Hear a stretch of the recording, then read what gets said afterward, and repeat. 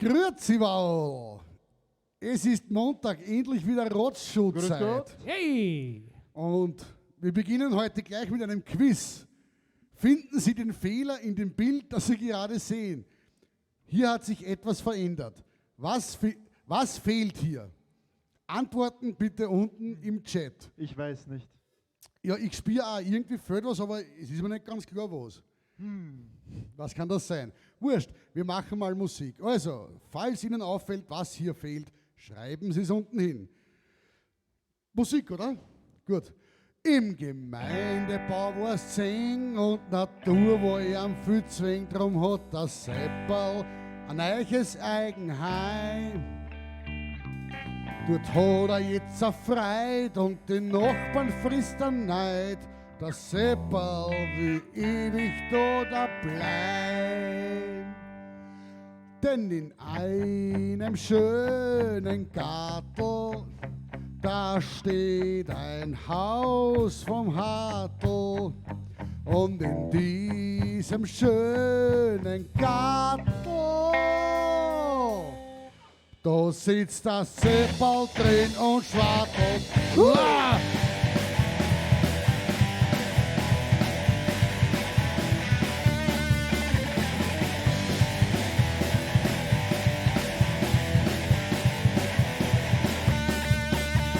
Am Anfang hat die Hilde noch wieder Vierer wilde. Heute ist sie mit ihrem Seppel froh. Kracht auf jeden Eck und Vögel machen auf den Krieg und Alten wachsen auf dem Klo. Doch in einem schönen Garten, da steht ein Haus vom Hartl. Und in diesem schönen Garten, da sitzt der Seppel drin und schwartelt. Schwappel, schwappel, schwappel.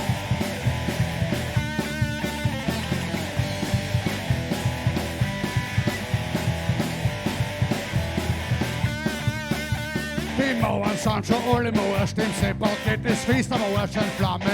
Wer fährt, der muss her. Die Rieche rund zur Zeit, liegt auf an jeden Schnee. Und das Eigen, das war nicht mehr. Doch in einem schönen Garten brennt jetzt das Haus vom Hartl.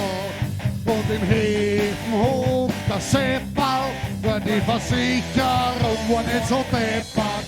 Ja, na!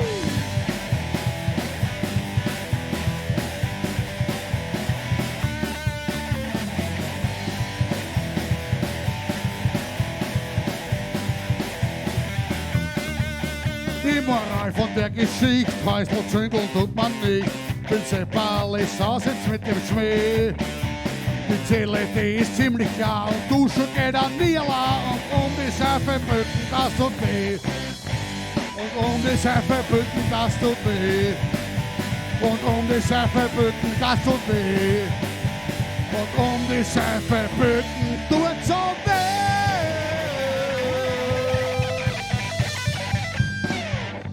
Und wo? Und zwar im Ohrhaus.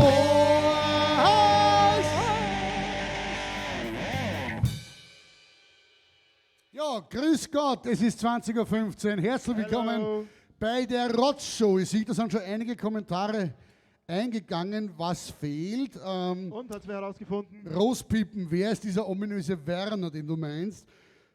Never heard of. Lea S. schreibt Hulk Hogan. Hulk Hogan fehlt immer bei uns, er ist nicht cool genug für uns. Ein gewisser Zacharias Umfall schreibt, der Drummer war beim Haarschneider. Okay, also 5 Punkte. wir lösen das Mysterium auf natürlich. Unser lieber Zacharias fehlt heute. Oh. Der hat sich leider übelst verletzt. Bei unserem letzten Dreh zu Fit mit Fetz ist ihm leider ein Gewicht mit ganzen 0,25 Kilo auf seinen linken kleinen Zeh gefallen. Am rechten kleinen Zeh hätte er es vielleicht ausgehalten, aber so mindestens 8 Wochen Krankenstand, Angina pectoris, eitrige Vagina, also alles ausgefasst. Trotzdem, lieber Zacharias, wir zünden jetzt alle ein virtuelles Kerzerl an. Pray for Zach ist der Hashtag und du schaffst das, Alter. Und für euch alle, und ja, der Lumpi zündet schon das virtuelle Kerzerl. Also bitte unten in die Kommentare den Hashtag Pray for Zacharias. Ja, Und er braucht das. dann hätte ich sagen, spielen wir gleich noch eine Nummer, die aus des Zacharias Feder stammt. Wie ich auch bemerken möchte, wir werden heute nur ausschließlich Lieder von unserem allerersten Album zum Besten geben. Also eine Rotzshow für Feinschmecker. Also für alle Leute, die mir gesagt haben, früher waren es viel besser. Na, mit früher meinen sie, bevor wir angefangen haben. Da waren wir eigentlich am besten. Das war unsere Blüte. Okay, die Nummer heißt Bezirksversteher.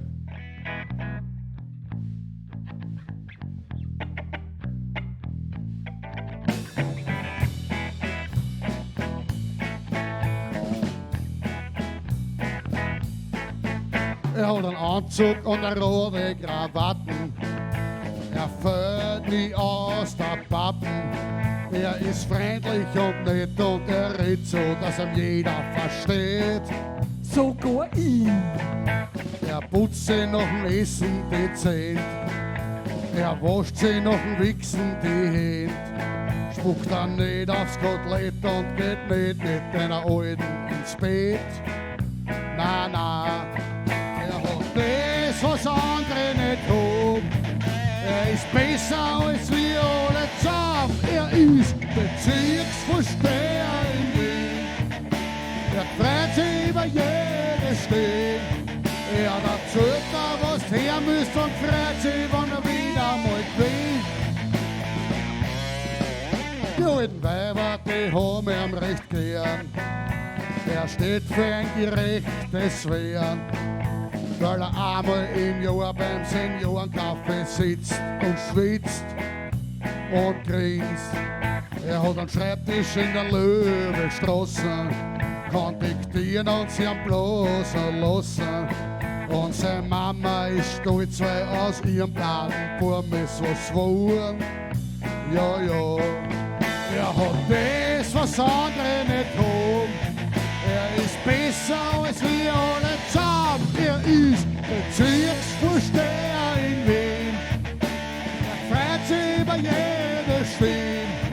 Er erzählt da, was her müsst und freut sich, wenn er wieder mal gewinnt.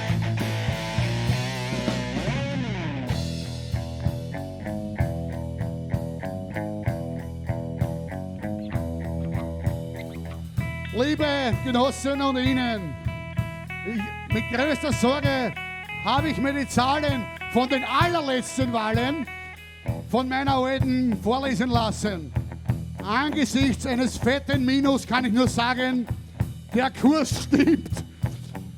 Darum habe ich mich darum bemüht, dass meine Alte weiterhin Dieselsbeauftragte bleibt, aber halt nur ehrenamtlich, gell? Weil, sagen wir sie ehrlich, 9,5 im Monat, auf das verzichten wir nicht so gern. Darum wollen wir unser Haupt erheben, mit Hinblick auf die nächste Nationalratswahl, wahrscheinlich 2020, und wollen unsere Gläser heben auf die Parteienförderung. Freundschaft, ihr Bezirksvorsteher in Wien, freu mich über jede Stimme. Ich erzähle, was ihr müsst und freu mich, wenn ich wieder mal gewinne. Ich bin Bezirksvorsteher in Wien. Ich hab halt nichts Kleineres gern. Ich hock auf mein Post nur bis mich einmal einer da lässt. Oder ich mich da stehst, oder ich mich da stehst, oder ich mich da stehst.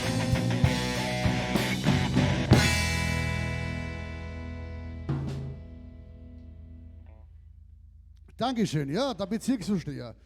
Wie gesagt, heute leider ohne Zacharias Unfall, aber wir werden es auch so zusammenbringen. Schöne Grüße nochmal, Zacharias, an dich. Und im Programm geht es jetzt weiter mit einem Beitrag, den wir euch schon letztes Mal zeigen wollten, aber dann leider technische Probleme hatten. Ein Mitschnitt vom letzten November, ja, November 2018, Rotspiepen live featuring Chris Zitter mit den Simmeringer Vorbieten, gefilmt bei Carl Carlson Pornoclown. Viel Spaß mit diesem Einspieler, bitteschön. Und ja, er singt jetzt auch mit uns gemeinsam. Bitte nochmal einen großen Applaus. Chris Zitter!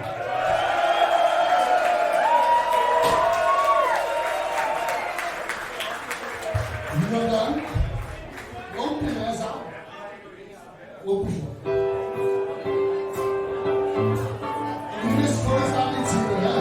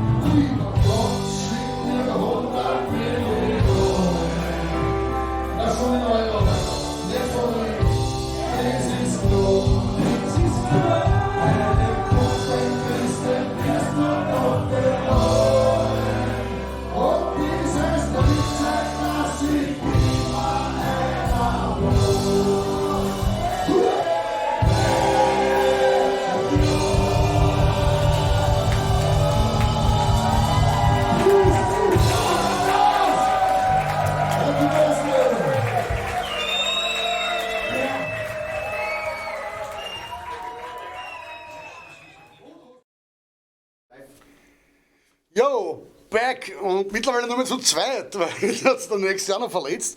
Na, Spaß, der Herr Hotzenplotz ist noch am Heisel und wird in Bälde zu uns stoßen. Ja, da kommt er ja schon. Applaus bitte. Das Klopapier vergessen erst. Ja, was?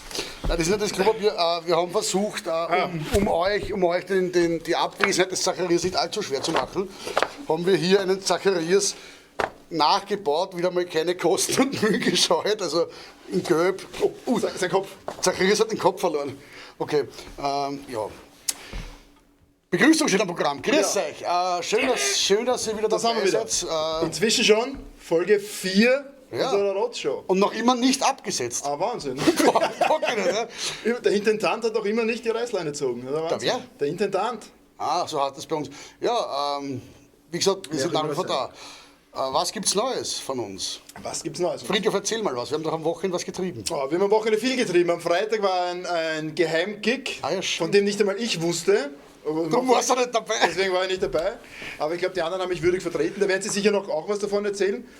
Und am Samstag haben wir wieder mal ein Video gedreht. Ja. Und das war super live und super geschmeidig. Auch verhältnismäßig gemütlich, weil wir eigentlich nicht viel machen mussten, außer in einem Stadel von einem grünen Stofftuch auf und ab gehen. Naja, obwohl dieses neben Stofftuch hat sich ja manchmal verweht. Ja, na gut, ja. Das Problem ist, wenn mein Körper mal in Bewegung gerät, was selten passiert, aber dann doch, dann erzeugt es doch einen ziemlichen Sog. Und dann fangen so an der Wand hängende Tücher zu flattern an. Also mehr Culpa und wenn das Video scheiße wird, dann war's her. Damit sind wir nicht, genau. Ja, ansonsten, ich glaube, wir können sagen, zu welchem Lied es ist. Viele von euch haben wahrscheinlich auch das Foto auf Facebook gesehen, wo wir richtig live und fesch verkleidet waren als Piraten. Und es wird Blut und Kauderbug sein, ich sag's jetzt einfach. Hat auch Bezirksvorsteher ist das. Okay. Ist wieder typisch. Ja, was war's nicht? Ist auch mit B. Hast du das Briefing nicht gelesen? Was für ein Brief? Ich kann nicht lesen.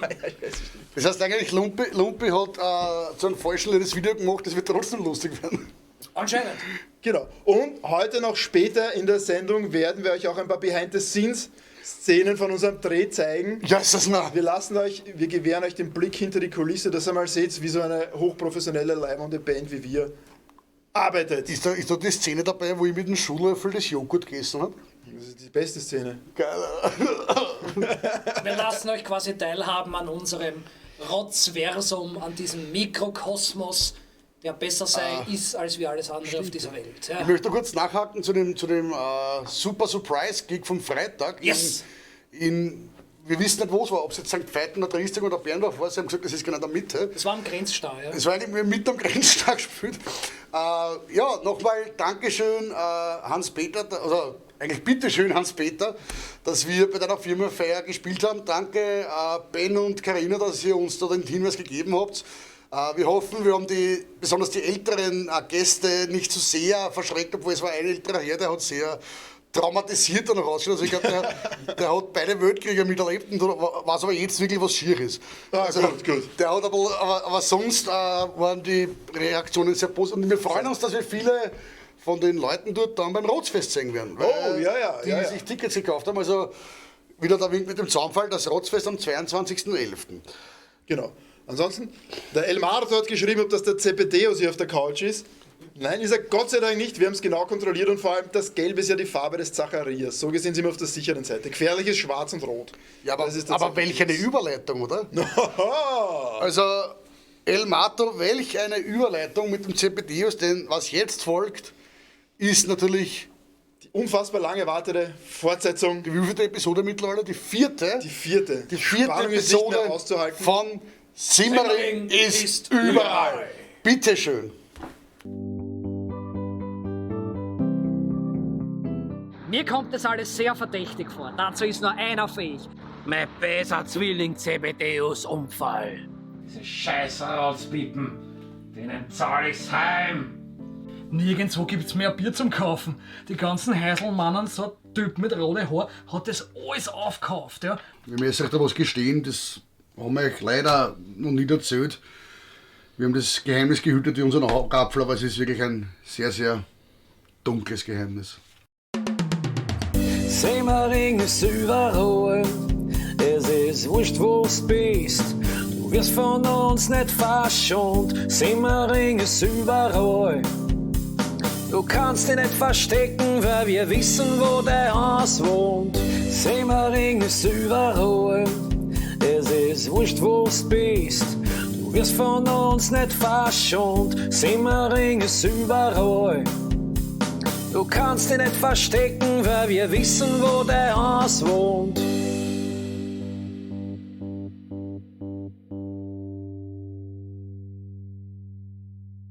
Na, was für ein Geheimnis? Was kann denn da schon gewesen sein? Dazu. Der Zebedeus, der Zwilling, der war nicht immer so ein Wahnsinniger wie heute. Der war ursprünglich der Originalgitarrist von Rotzbieten. Was? Ja, das war lang bevor du abbaust bist aus Nordkorea und bevor wir die geholt haben aus dem Tierheim. Der Zebedeus und ich, wir haben am Anfang wirklich einen großen Erfolg gehabt. Wir haben in alle Fußgängerzonen gespielt und sogar am Standesamt. Aber dann ist ihm halt der Ruhm zu Kopf gestiegen. Und das hat ihn verändert. Und der ist komplett wahnsinnig geworden. Der hat aufgehört zum Saufen, aufgehört zum Rauchen, hat angefangen Yoga zu machen, hat vegan gelebt, ist rumgegangen für den Weltfrieden und dann lässt er immer so komische Bierchen. Ich hab dann versucht, dass ich ihn irgendwie wieder rauszubringen, aber der war verloren. Ich hab dann aber gehört, dass er so einen versoffenen, hockenstarren Zwillingsbruder hat. Und da haben wir gedacht, da tausche ich ihm einfach sofort aus. Ich hol mir diesen Zwillingsbruder, diesen Zacharias. Ich hab dann den Zebedeus mit dem Schmäh gepackt und hab ihm gesagt, wir fahren auf eine Bio-Vegan-Messe nach Bobovil. Und der hat das geglaubt. Er hat ja nicht gewusst, dass er ihm eigentlich vor einer illegalen Teigtaschelfabrik aussetzen will. Und das hat er dann gemacht. Ich mein, ich bin nicht stolz drauf, aber es ist nicht anders gegangen. Ja. Und so war das damals, Burschen. So hab ich den Zacharias gefunden. Ja, ich kann ja nicht Gitarre spielen, aber bei der Band ist das scheißegal. Und er hat gesagt, es gibt Geld fürs Nix tun und gratis tun, und dann habe ich halt so den Double gespielt. Ne? Und wir haben die Öffentlichkeit belogen und keine Sau hat was gemerkt. Also ihr zwei habt ja gesagt, dass der noch in Kolksburg hockt. Wir haben mir gedacht, das ist eine Sau. Na, arg erst. Ihr seid mir schon 2 Helden. Und was ist da mit Zebedeus passiert? Ja, er hat dann noch mal was probiert mit anderen Musikern, also die Zebedeus Bobo Connection Experience, das war aber für den Arsch, das hat nichts gebraucht. Ja, und dann ist er immer mehr angesandelt, der Bursch. Also der hat dann im Wrestelpark Globuli vercheckt und ist selber auf den Klumpert picken geblieben, und ich hab dann komplett in Kontakt zu ihm verloren und weiß nicht, was er dann gemacht hat, aber ja, bis vor 3 Tagen dann. Na, und jetzt ist er wieder da und er will Rache. Ich hoffe, der findet uns nicht.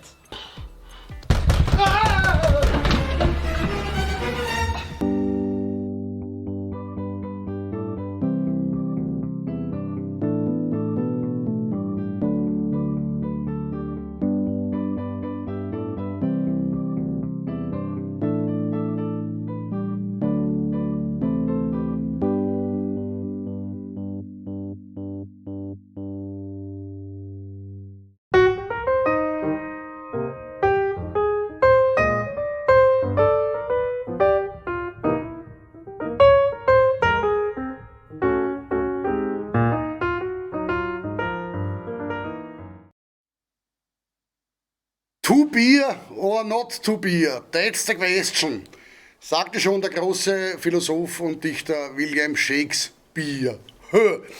Ja, ich teste wieder blind Bier, und weil der Herr Umpferl heute leider nicht da ist, weil er Eierstockentzündung hat, habe ich mir eine, sagen wir, ja, was soll ich sagen, eine Halbprominenz des Wiener Underground eingeladen, um mit mir ein bisschen, bitte, Ladies and Gentlemen, einen riesigen und warmen Rotzpippenapplaus für Pornoclown Karl Carlsen. Herzlich willkommen. Ja, buddelt euch nicht auf, es passt schon wieder. Servus Karl, das ist wie bei Letterman ist das, gell? Ja, voll. Die Regeln sind klar, gell?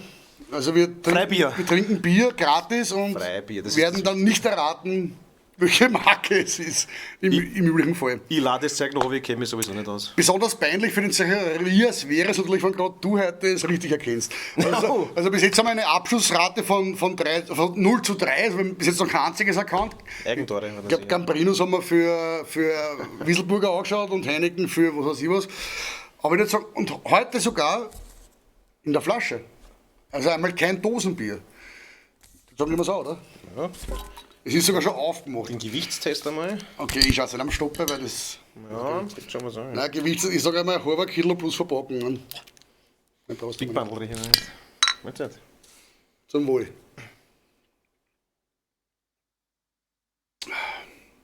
Okay, es ist ein Bier. Das ist kein Radler. Nein. Es ist ein Bier. Das geht nicht. Das kommt mir bekannt vor. Ja, ein Bier. Es schmeckt mir sogar, was relativ herb ist, finde ich. Kenne ich da irgendwas? Nein, nicht schauen, saufen. Ja. Deppert schauen können wir anders spielen. Was schreibt man da? Jüder Karl. Karl, ich will ein Rind von dir. Kriegst du. El Mato. Ich will nicht sagen, aber der Karl ist eigentlich schon ein halbes Rind. Ja, das meine ich. Ich komme einfach mach einen Hausbesuch, geht schon. Das kannst du aber ein bisschen. Das Detailliert, der muss. Bleib beim Subject. Ja, bin schon wieder da. Was denn? Ich habe einen Verdächter, aber ich weiß Vielleicht nicht. hat das Publikum einen Tipp für uns. Welches Bier ist in Flaschen abgefüllt? Sagen Sie uns einen Tipp. Ich habe einen Verdächtigen, aber ich bin mir noch nicht ganz sicher. Also als guter Gastgeber lasse ich dir noch nicht den Vortritt, außerdem bin ich komplett ahnungslos wieder mal. Na, bitte nicht schon wieder drehen. Also ich glaube, es ist was steht der Karl, ich will den Spind mit, ich sehe nicht weiter, was da steht. Karl, ich will einen Spind mit dir. Ich will in den Spind mit dir. Genau, danke schön. Ja, du spinnst der Zacharias. Jetzt brauchen wir nicht in den Spind gehen. Da spinnen wir beide. Zacharias tippt auf Gösser März und Zacharias, du bist nicht da, aber trotzdem danke für den Tipp. Aber Der riecht das ganz Bier ehrlich, haben es und- wäre auch mein erster Impuls gewesen, gewesen, dass es ein GSSR ist, aber... Der riecht das Bier bis heim und tippt schon falsch. Okay, also ich schließe mich dem Zacharias an. Der sagt, es ist ein Gösser. Ich glaube auch, dass es ein GSSR ist, aber es wird schon so deppert gelacht da hinten, darum bin ich vielleicht total daneben. Ich Was sagst glaube, du? dass es ein Wieselburger ist. Ein heimisches Bier, ein Wieselburger. Mit Wieselburger bin ich schon sehr daneben gelegen. Ich weiß nicht, aber ich glaube schon. Es ist so. Ich würde sagen, revealen wir es, oder? Ja, schauen wir mal, ja. Das ist ja wieder so super zu. Oh. Das wäre schade. Das schau her! Es ist ein Hirter Privatpilz. Noch nie getrunken, das Zeug. Ich kenne nur das Hirter Öffentlich-Pilz. Was steht da? Non dispere nel ambiente. Das haben wir am Tranker geschrieben. Ja, ich hab geglaubt, das ist ein Von wem ein Kärntner Hirter. Tenere al fresco alla ripara della luce. Klar. Ja, Birra. Schranto ciate putti putti. 5,2 Oktan. Wenn man noch denkt, das ist ein volles, ja. Ja, ist zum Tag Wiener, oder? Jetzt, wenn man es weiß, schmeckt es nicht besser. Also absolute Trinkempfehlung von mir. Hirter. Das wird mein neuer Osterbock, glaube ich. Geil. Schön, dass Weihnachten bald kommt. Ja, und wenn auch ihr ein Bier habt, das ihr uns spendieren wollt, Ja, bitte, wir brauchen ein bisschen. her damit. Ich meine, Kein Geld in der Bandkasse. sofern der Zacharias nicht wieder gesund wird, sauft er weiter. Das ist in Stein Du gemeißelt. musst jetzt zum Alkoholiker werden da. Und was natürlich am besten geht, wenn man so ein richtig gepflegtes Bier sich in die Batterie schießt, ist außer Speim tanzen. Und deshalb jetzt unsere neueste Episode. Vorher sage ich schon mal danke, Qual, fürs Mitsaufen. Bitte, Wir trinken Junge Mann. natürlich weiter. Gerne, gerne, ja. Viel Spaß mit unserer neuesten Episode von, ich muss jetzt so machen, wie es der Lumpe macht, Dancing Queen! Dancing Queen, nur für euch.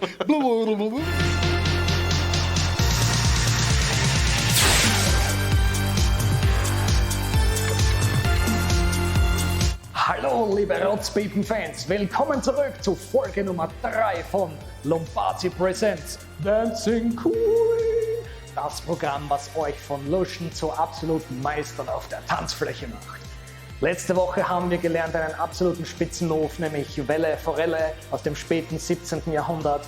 Heute drehen wir die Uhr viel weiter nach vorne und gehen ins späte 20. Jahrhundert, als Autos die Welt regierten. Nämlich den sogenannten Gearshift, die Gangschaltung. Ganz wichtig, weil man hier auf der Tanzfläche nämlich anzeigen kann, welches Gefährt man selber hat und das natürlich dem weiblichen Tanzpartner extrem imponieren kann. Und dieser Move geht so. Wichtig beim Gearshift ist, dass man ordentlich hier zeigen kann, was man macht. Am besten starten wir wie immer mit der Pumpe, vielleicht in eine Welle Forelle und dann in die Gangschaltung. Pumpe, Welle Forelle, Gangschaltung. Erste, zweite, dritte, vierte, fünfte. Außer dein Auto hat einen 6. Gang, das beeindruckt die Mädels in den 6. Aber nicht vergessen, von der 5. in die 6. geht nicht, wenn hinten rechts dein Rückwärtsgang ist, weil genauso wie beim Auto ist das ganz schlimm. Und wer einen VW hat, für den Rückwärtsgang hinein und links nach vorne. Das geht in der Praxis so.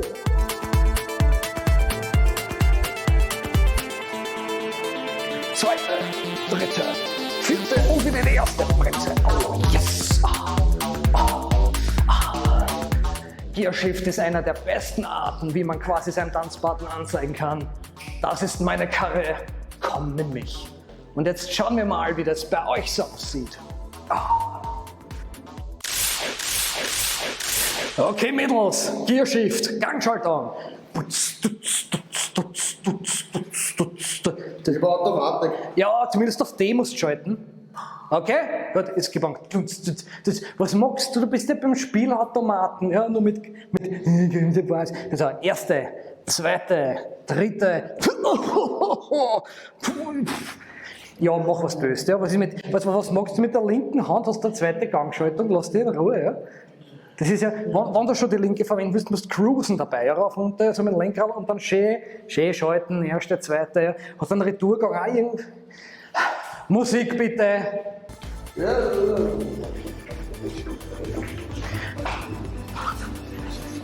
Kommt schon, Burschen, gebt's alles!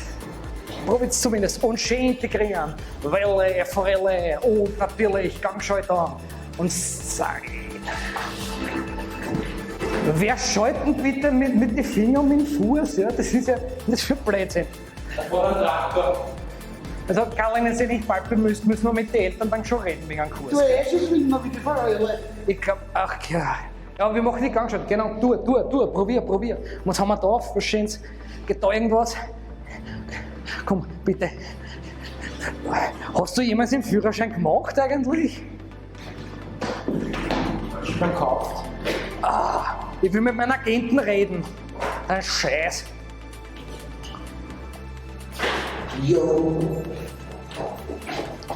Glaubt ihr, das ist lustig? Gib mir meinen Hut. Verschwind. So, und das war's mal wieder mit dieser Folge von Lombardi Presents Dancing Queen. Wir haben heute einen Meilenstein erreicht und über 200 Jahre Geschichte überbrückt und sind von Welle Forelle bis zur Gangschaltung aufgestiegen in unserer menschlichen Evolution.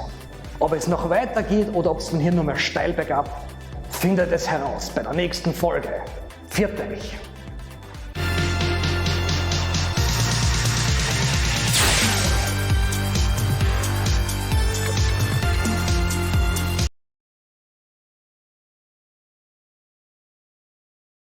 Yeah. Schön, dass Sie wieder da sind beim Ablästern über den Gitarristen. Hui! Selber schuld, wenn er nicht da ist. Für alle, die vielleicht später zugeschaltet haben, auch ein herzliches Roletten-Toaster, Grüß Gott aus dem Studio B. Heute leider ohne unseren Zacharias Unfall, der leider krankheitsbedingt, oder sagt man krankheitsbedingt, ja, ihm geht schlecht und darum ist er nicht hier und wir grüßen ihn nochmal nach Hause. Und darum heute Rotzshow Light, nur mit uralten Liedern von unserem allerersten Album mit dem Titel Is auch was wert. Und jetzt kommt eine Nummer, ich glaube, die haben wir nicht mehr gespielt. Also, ich glaube, wenn wir das letzte Mal gespielt haben, hat der Bundespräsident noch Glästil geheißen. Bilde ich mir jetzt einmal ein. Mindestens Glästil, wenn nicht sogar Schärf. Ja, wurscht. Also.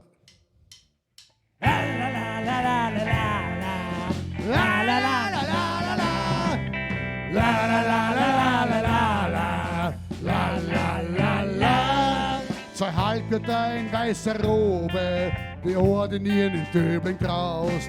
Der eine ist mein Urologe, dem überhaupt vor gar nichts graust. Der andere, das ist mein Zahnarzt, ein Koryphäe auf sein Gebiet. Nun darf man sie niemals verwechseln, weil sonst Folgendes geschieht. La la la la la la la la la la la la la la la la.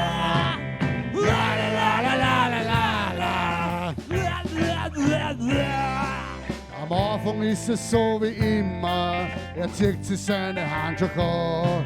Bis du merkst, du bist im falschen Zimmer, stellt er sich schon von hinten an. Herr Doktor, Herrn, Sie kann nicht beißen, schreit noch, was tun Sie da? Suchen Sie nach meinen Plomben und nicht nach meiner Prostata. Gebiete nicht nach meiner Prostata. La la la la la la la la la la la la la la.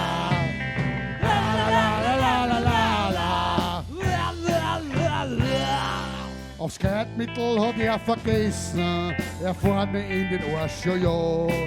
Zum Glück hab ich halt Zwetschgen gegessen, die passen gut zu sein Sakko. Auf einmal kann ich's nimmer halten, es ist mir peinlich, ist es nah. Ich scheiße mal von oben bis unten, zieh die Hosen auf und geh heim, zieh die Hosen auf und geh heim. La la la la la la la la. La la la la la la la. La la la la la la la la. Und die Moral von der Geschichte, planst du einen Arztbesuch, darfst du auf die Brille nicht verzichten, sonst wird im falschen Loch gesucht, sonst wird im falschen Loch gesucht, sonst wird im falschen Loch gesucht.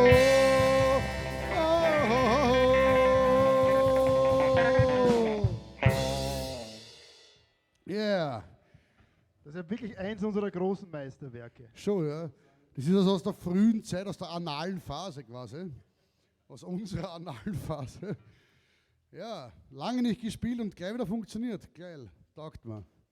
Ja, solltet ihr irgendeinen Wunsch vom ersten Album haben, deponiert sie. Wir werden dann schauen, ob wir das zu dritt zusammenbringen. Wenn nicht, haben wir ein bisschen was vorbereitet. Aber wie gesagt, wenn ihr den Wunsch habt vom ersten, vielleicht irgendwas, was wir schon ewig nicht mehr gespielt haben, irgendwas, eine verlorene Rarität. Ich meine, jetzt nicht hinschreiben, unser schönes Wien, weil wir. Das wird nicht funktionieren. Aber wir bleiben beim ersten Album und auch eines unserer Fäkal-Highlights. Eine kleine Klo-Musik.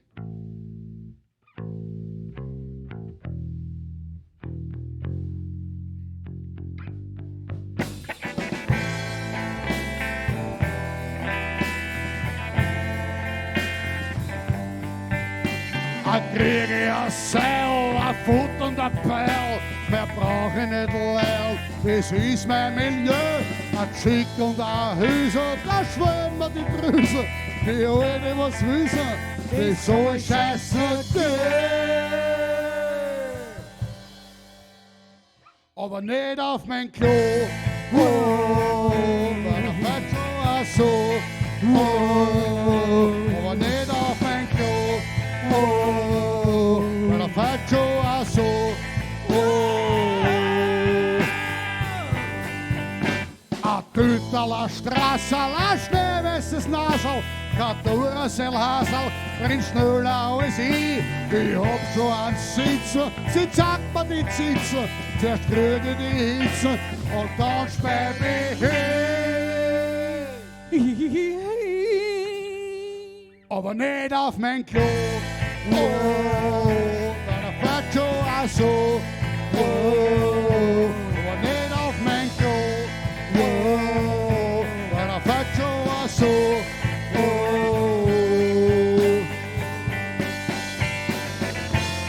In ganz Wien gibt's kein Installateur, der sich eine traut. In mein Scheißhaus. Wenn ich ehrlich bin, ich halt selber nimmer mehr aus. Pfui Teufel, mir graust vor mein eigenen Klo. Der Faccio auch so. Und nicht auf mein Klo. Weil der Faccio auch so.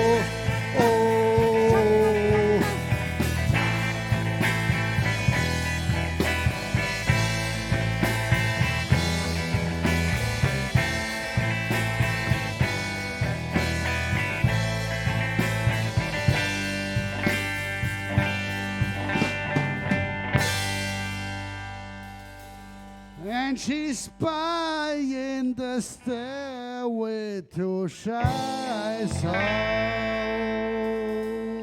Yeah. Dankeschön, Paradies aus Mittel. Oh, herzergreifend bis zum Ende. Oder Herzinfarkt, eins von den zwei. Okay, ich muss mich schnell orientieren. Ja.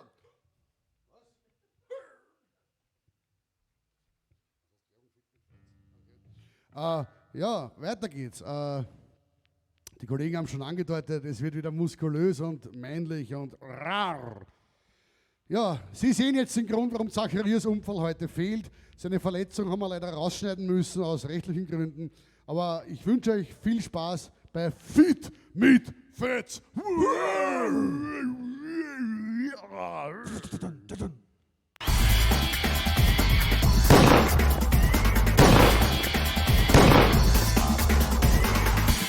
Wie schaut's aus, Fitnessfans? Seid bereit für Leiden? Bei Fit mit Fets, Alter!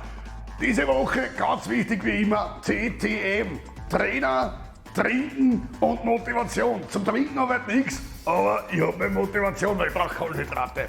Heute möchte ich euch vorstellen, den Kraus-Trainer. Der heißt nicht so, weil er so groß ist, sondern weil er über Kreuz ist. Und dabei helfen wird mir wie immer der Zacharias Umfall. Servus Zacharias, weil es ist natürlich, ich wollte dir selber euch vorzeigen, wie der Kraus-Trainer rennt. Leider Gottes ist mir letzte Woche was Schlimmes passiert, mich hat der Blitz getroffen beim Scheißen. Also darum, Zacharias, auf aufs Gerät, gehen wir's an. Da So, Fitnessfreaks, jetzt sind wir schon beim Großtrainer. Wie gesagt, er ist nicht sonderlich groß, aber ich bin der Trainer. Der Zacharias fliegt jetzt schon mal sein Kadaver da rauf. Schauen wir mal, wie es ausschaut. Na, das ist ganz schön Arsch. Alter, dreh dich um, du bist verkehrt. So, also wichtig ist, Blickrichtung nach vorne, Hände tut sie, wo sie können, 4 Sobe und dann geht's, Brautzen da. Und dann geht's eigentlich schon los. Ganz wichtig beim Trainieren auch, immer ordentlich was zu essen. Weil der Körper braucht Kohlenhydrate. So, man sieht, es rennt alles symmetrisch, er macht das ganz toll. Er schaut nur ein bisschen deppert rein. 1, 2, 3, 7, 15. Ja, 16. Der Zacharias ist hochmotiviert. Mit einem Leckerli kann man sogar den festen Hund motivieren. Also, ihr macht Brafeder, der Zacharias macht Brafeder und das wird was mit Großtrainer. Ja, mit der richtigen Motivation sieht man, was alles geht. Der Zacharias motiviert wie eh und je. Und jetzt schaut's, wie gleichmäßig das läuft bei ihm. Alter Depper, du rennst ja rückwärts. Du hast einen Vollbolscher. Kein Wunder, dass du immer blaber wirst, du Volltrottel. So, Fitnessfreaks, das war's wieder mal für diese Woche. Zacharias ist total begeistert vom Großtrainer. Es gefällt ihm so gut. Und wenn euch das auch so gut gefällt, dann schaut euch unseren YouTube-Kanal an von Rotzpiepen. Abonniert uns, gebt uns ein Like, schreibt uns einen Kommentar. Und wisst ihr, vom Wichsen kriegt man wache Knie, gell? Alter. So, Weltmeister, du machst jetzt einmal 100 Liegestütze, gell? Ich hol mir da wieder einen Kebab.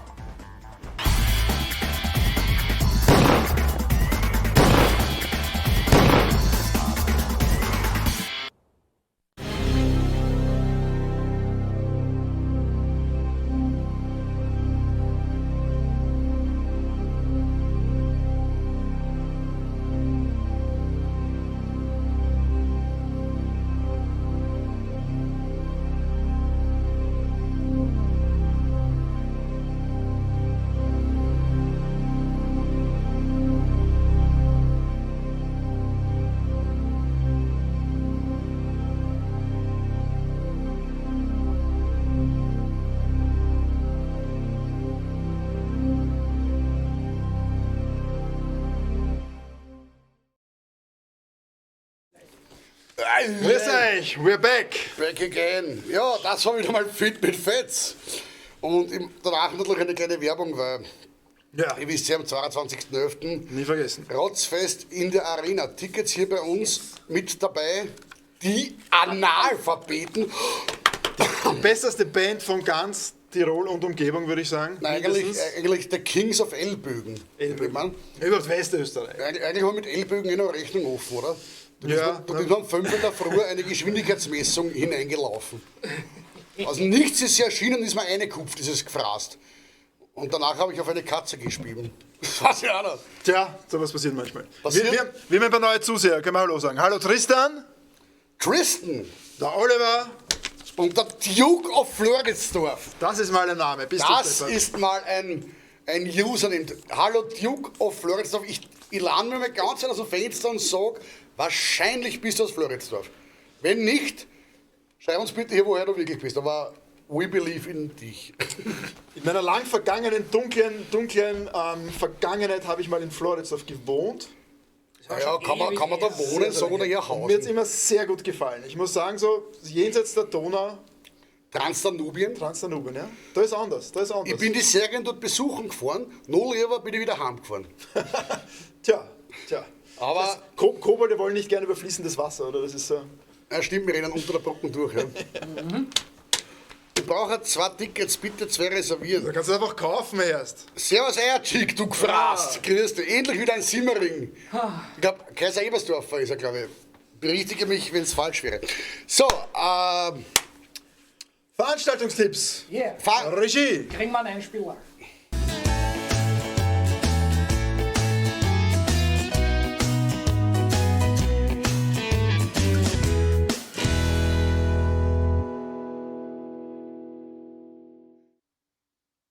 So, also, was machen wir die nächsten Wochen so, wenn uns Fahrt ist? Was hast du für Veranstaltungstipps für unsere Leute? ich habe natürlich mir ein Konzert herausgepickt, oder es wurde mir herausgepickt. Muss jetzt noch selber schnell schauen. Genau. hochwertiges Kulturprogramm. Und zwar am 11.10., ich muss jetzt noch schnell schauen, wo. Genau, am 11.10., sprich, das ist eigentlich schon Ende dieser Woche oder Mitte dieser Woche. Freitag kommen Sie in die Arena. Hochkulturelles Programm mit Knorkator oder Knorkator genannt. Wenn Sie schon immer sehen wollten, wie beleibte, glatzköpfige und auch langhaarige Menschen mit einem Riesenhammer ein Keyboard zertrümmern, sich am Boden wälzen und schreien, ich werd zum Schwein, dann sind Sie dort richtig aufgehoben. Und ich glaube, wenn es das Portemonnaie erlaubt und es noch Tickets gibt, werde ich mich dort auch hinbegeben, weil genau dieses Programm brauche ich momentan. Das macht Laune und ist einfach geil. Also 11.10. diesen Freitag, Knorkator in der Arena. Fridtjof, was hast du denn für uns? Ja, was habe ich? Ich schaue auch schnell auf unserem Schummelzettel. Und zwar in einer etwas seltsamen und ausgefallenen Location, aber ich glaube, das muss nicht unbedingt schlecht sein, und zwar im Essel-Museum, ich weiß nicht warum dort, spielt das Vegetable Orchestra oder auch, wie man bei uns sagt, das Gemüseorchester. Und das sollte man sich allein deswegen anschauen, weil die basteln tatsächlich aus Gemüseinstrumente und machen damit Musik.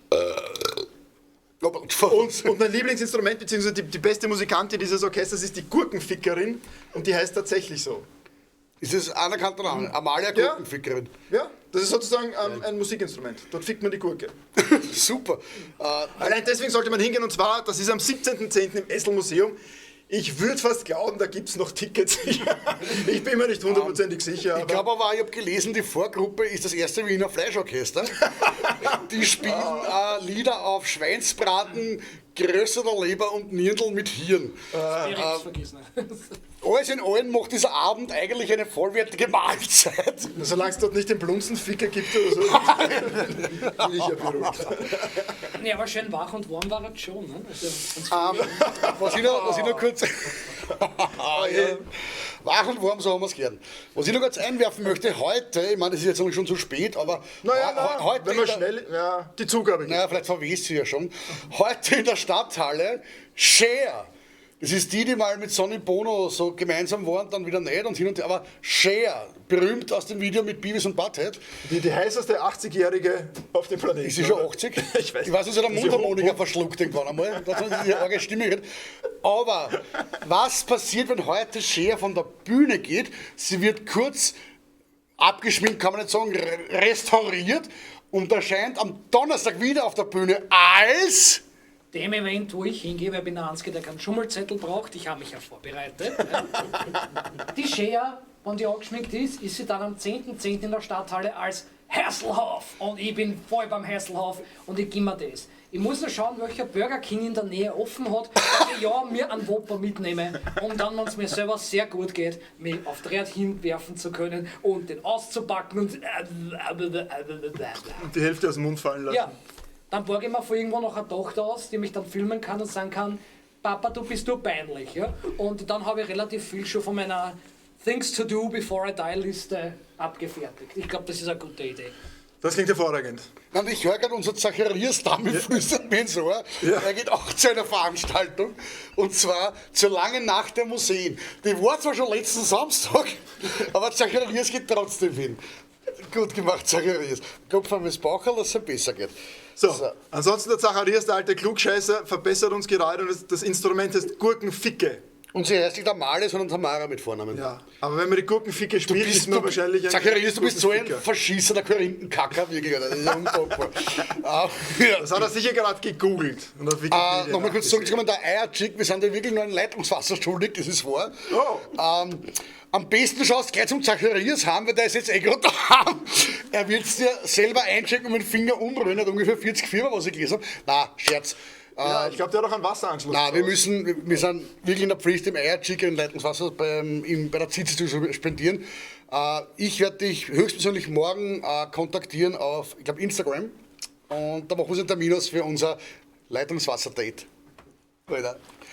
Gut, ich glaube, das waren genug Veranstaltungstipps, oder? Ich glaub, also- wer was auf Herz. Also die nächsten Wochen sind einmal eine Bank, oder? Kulturell hochwertig. Da wird keinen Fahrt. Blend Das schaut gut aus. wie der Franzose sagt. Obwohl ich hätte gerne sehen, vielleicht so ein Mash-up, ein Konzert, Knorkator featuring David Hasselhoff und Cher an der Gurkenficke. Also das war mal eine All-Star-Band, wo ein Perfect Circle sich in den Arsch schicken kann. Ganz ehrlich. Also Stimmt. Wenn wir schon bei Wünschen sind, die du hast, hätten wir gleich eine schöne Überleitung zu unserem nächsten Programmpunkt. ein Wahnsinn ist das, Alter. Deppert. Wünsche, es kam der Wunsch Wir werden besser von und der besser. Moment, Sibylle, glaube ich, oder? zuerst einmal Regie. Ah, wir haben ein Intro, bitteschön.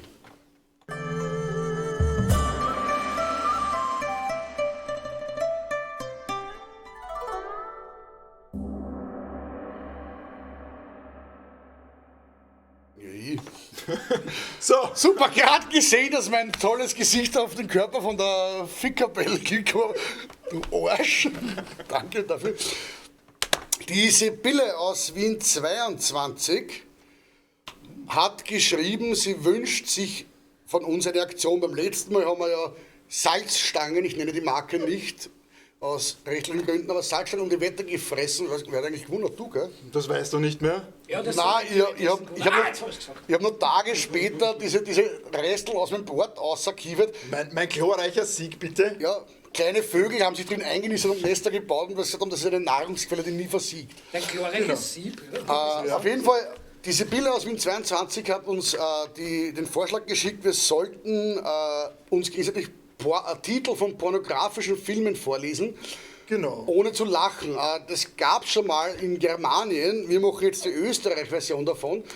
Unterschied, es ist genauso deppert, nur dass wir wirklich lustig sind, im Gegensatz zu diese Joko und Schaas. Genau, also die Regeln wären einfach folgendermaßen, jeder liest der Reihe nach einen Filmtitel den anderen vor. Wer zuerst lacht, hat verloren. Der Verlierer muss oder darf... Er lacht eh. Stinkerbett. Nein, ich muss noch lachen. Der Zacharias schreibt gerade, im Wartezimmer vom Doktor habe ich mir noch ein paar Zusatzkrankheiten geholt. Ich bin dafür bekannt, dass ich sehr schnell lese und oft Sachen verlese. Ich habe gelesen, im Wartezimmer vom Doktor habe ich mir noch einen runtergeholt. Würde ich nicht machen, lieber Zacharias. Das eine schließt das andere nicht aus, würde ich sagen. Na, wahrscheinlich ist es sogar sehr wahrscheinlich, dass beides war. Ne? Du kannst zwischen den Zeilen lesen. Kausalität ist da dabei. Ja? Das stimmt schon. Beim Salzstangen ist keiner gewonnen. Okay, also, Pornotitel, also wir haben da jetzt Pornotitel. Ja. Moment, wir müssen noch klären, was sozusagen der Verlierer als Strafe machen muss. Der muss in einem dieser Filme mitspielen, beim zweiten Teil. Ah, hervorragend. Okay, wer mag anfangen? Muss eigentlich die vorlesen, die da stehen, oder meine eigene? Du kannst machen, was du willst. Das ist nur eine Hilfe, falls dir keiner einfällt. Und dann lese ich mir im Kreis vor. Ja, du darfst anfangen. Ich darf anfangen, okay, ich schau mal, Warte, was... ich muss einmal meine Mine runterziehen. Okay. Ich tu mir Oh, jetzt schon das finde ich schön, ja. Also dieser Film wäre auch was für mich, für die ganze Familie. Frisch Du hast schon gelacht? Nein, ich darf ja lachen über mein eigenes. Nein, das darf Okay, man gut, nicht. dann halt mein Pappen. Frisch gefickt und abgemolken. Okay. Die Schwarzwaldklinik. Viel mehr am Glied mit Kot. Das ist Scheiß. Was ist das für ein Scheiß? Okay, jeder hat drei Leben. Ich bin dran. Ein Klassiker. Black Cock Down. Alfred Fistcock, die Vögeln. Indiana Jones. Ah, der ist ja alt.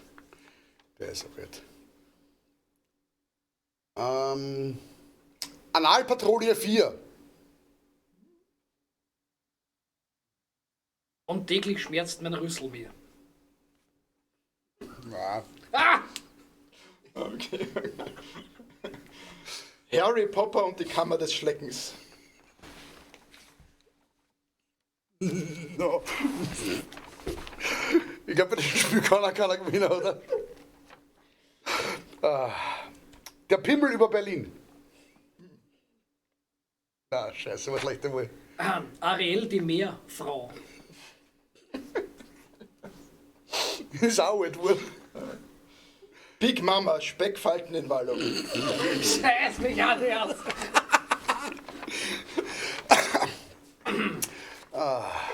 Praxis Dr. Muschiduft.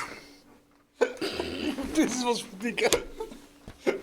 Ich glaube, eine Runde können wir noch machen, dann wird es peinlich.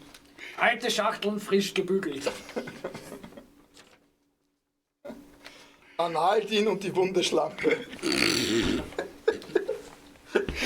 Du hattest mich bedient.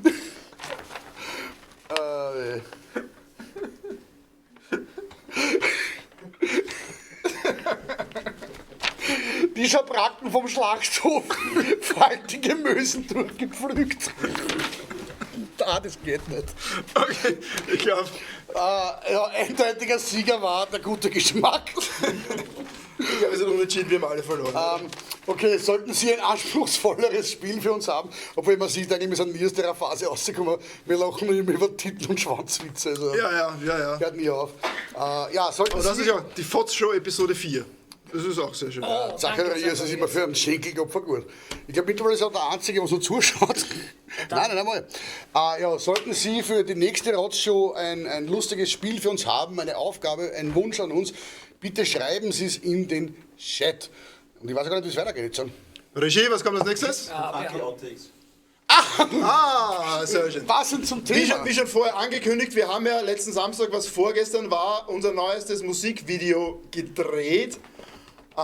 Und währenddessen war wieder mal eine Kameracrew anwesend. Kameracrew anwesend. ARD, ZDF, Ich tue mir immer noch schwer, mich zu konzentrieren. ARD, ZDF und 3Sat haben wir extra einfliegen lassen, um unser Backstage-Treiben hier hinter den Kulissen zu Genau, filmen. behind the scenes, wir arbeiten Profis wirklich. Wir wissen es nicht, aber schaut jetzt Leser da.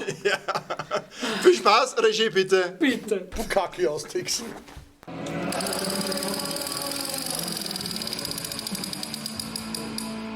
Look at that. We have a treasure map. We need to cross the mermaid, walk past the skull, and then we get the precious Buddy. my precious. Der precious Buddy.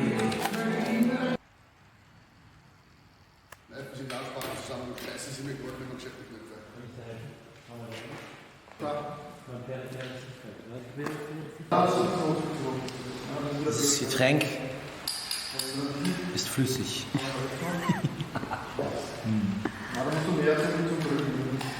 Und ich bin unschlüssig, ob es mir schmeckt. Weil es steht hier drauf labil, aber es ist laktosefrei. Das heißt, das verhindert, dass meine schwarze Hose noch brauner wird. Ja. Ihr dachtet vielleicht, der hätte mich gefallen. Aber ich bin Steven Swallow. Swallow.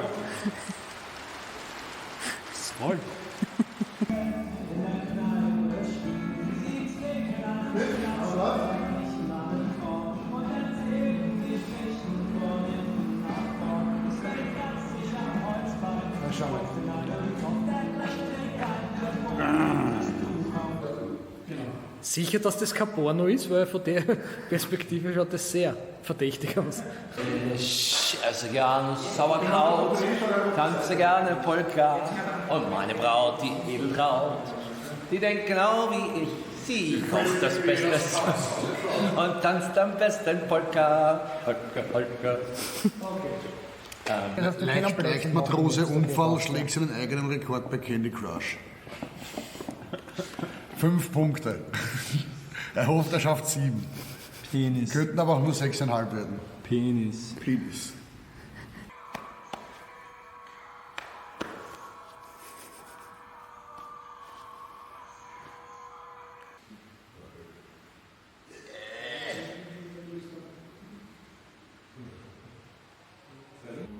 Um Gottes Willen, ich bin auf Sendung. Da! Okay. Arr. Warte auf was. Der blöde McDost, der pickt mir jetzt nicht.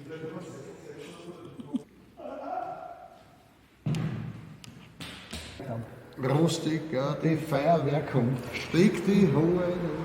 Früher kleiner Schere, sonst nehme ich da deine Kugelschecken weg, tralala. Bauer. Rostiger, die Feuerwehr kommt und sie nehmen da deine roten Federn weg. Ja, Mobbing, aber damals hat das noch Ich kenne diese Leute nicht. Der Bur, der war schon wieder, Ja. und der Bur, der war... Problem. Schoko, kein Löffel. Aber Schuhlöffel. Und? Gut? Pack Blut und Kauter, pack eine Möwe, die dir auf den Schädel kackt. Ein Mast und ein Segel, eine Klappe auf den Kopf. Das Schiff ist mein Leben und die See mein Brand. Wow, perfekt!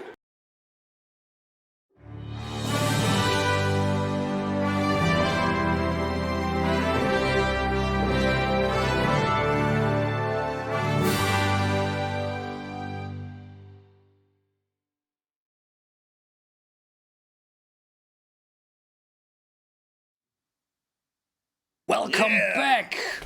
Es ist Zeit für die nächste Ausgabe der Nerd News, die einzigen Nachrichten, die ihr wirklich braucht, weil alles andere ist Pipifax und Firlefanz und überhaupt und außerdem. Und heute haben wir was ganz Besonderes. Fritjof! So, und zwar hat sich natürlich wie immer innerhalb von einem Monat unglaublich viel getan.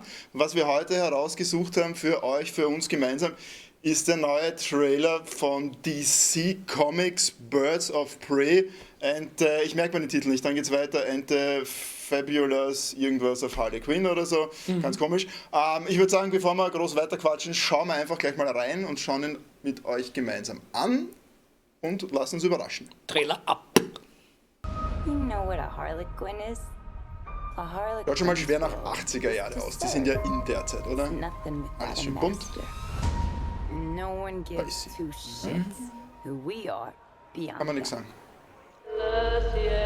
Auch schon hübschere Harleys gesehen, gell? Also jetzt nicht die Motorradl, sondern Quinns. Joker Nicht der and Freddy I, Quinns. Ja, aber ich mag nicht, dass sie ihre Haare abkriegen. I wanted Braucht to der Joe crush einen Aber Konzept. mit dem Joker ist es scheinbar aus, so Turns out, gesehen. I wasn't Haben the wir wieder only Chancen. one got them looking for emancipation. Anschluss heißt die, glaube ich, oder? Soll ich sagen? Der hat genau aussehen in dem Trailer, ja.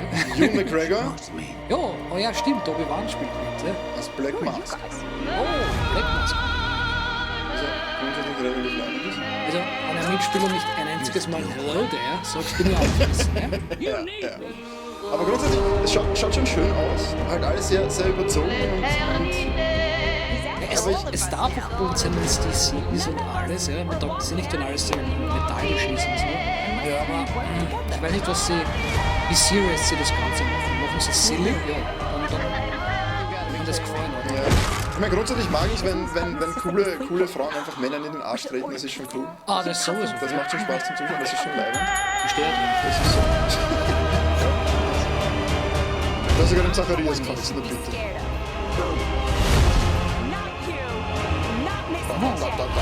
Na, servus, dann geht's zu. Bis dann. Zeitlupe durch die Rutsche. Der Ewan McGregor. Ja, also wenn der mitspielt, dann kann es ja fast nicht schlecht sein, oder? Das muss man schon sagen. Den hat eigentlich jeder Nerd ins Herz getroffen, oder? Also, er spielt seine Sachen immer. Bereits auf The Fabulous Emancipation of Harley Quinn. Das soll sich mal wer merken. Es ist halt natürlich für die ganzen Hater extrem schwer, wenn schon das Wort Emanzipierung in einem Subtitel vorkommt. Noch einmal kurz die Bösewichte in die Luft gesprengt. Sehr schön. Gut. Das war's. Schaut ja nett aus, oder? Erinnert mich ein bisschen an Tank Girl, falls irgendwer noch diesen lustigen, bunten Film aus den 90er Jahren kennt. Tank Girl war sehr nice. Ja. Das ist halt doch in der Heavy Rotation war sehr bei mir, nice, ja. Ewan McGregor als Black Mask finde ich großartig. Das Einzige, was mich ein bisschen wundert, der hat keine schwarze Maske auf in dem Trailer. Vielleicht ist es auch für die Filmadaption eigentlich nur ein Codename und gar nicht das, was er wirklich ist. Ja, aber das wäre dann wieder Bullshit, oder? Weil Black Mask ist ein super Bösewicht, der einfach eine schwarze Maske aufhat. Und das macht ihn eigentlich cool. Er hat so eine schwarze Totenkopfmaske eigentlich auf. Ja, normalerweise sollte, aber weißt du, das Ja. Aber ich glaube, vielleicht setzt das ja noch auf, dann irgendwann mit der Zeit. vielleicht am Ende, weil sie einen zweiten Teil drehen wollen. Ja. So, Als grundlegende Hintergrundinformation müssen wir natürlich auch noch erzählen für Leute, die das gar nicht kennen. Diese ganze Geschichte ist ja, es hat vor 2-3 Jahren Suicide Squad gegeben. Yes. Das war ein ziemlich beschissener Film, weil mir hat der nicht gefallen. Er war unglaublich erfolgreich, hat sehr viel Geld eingespült.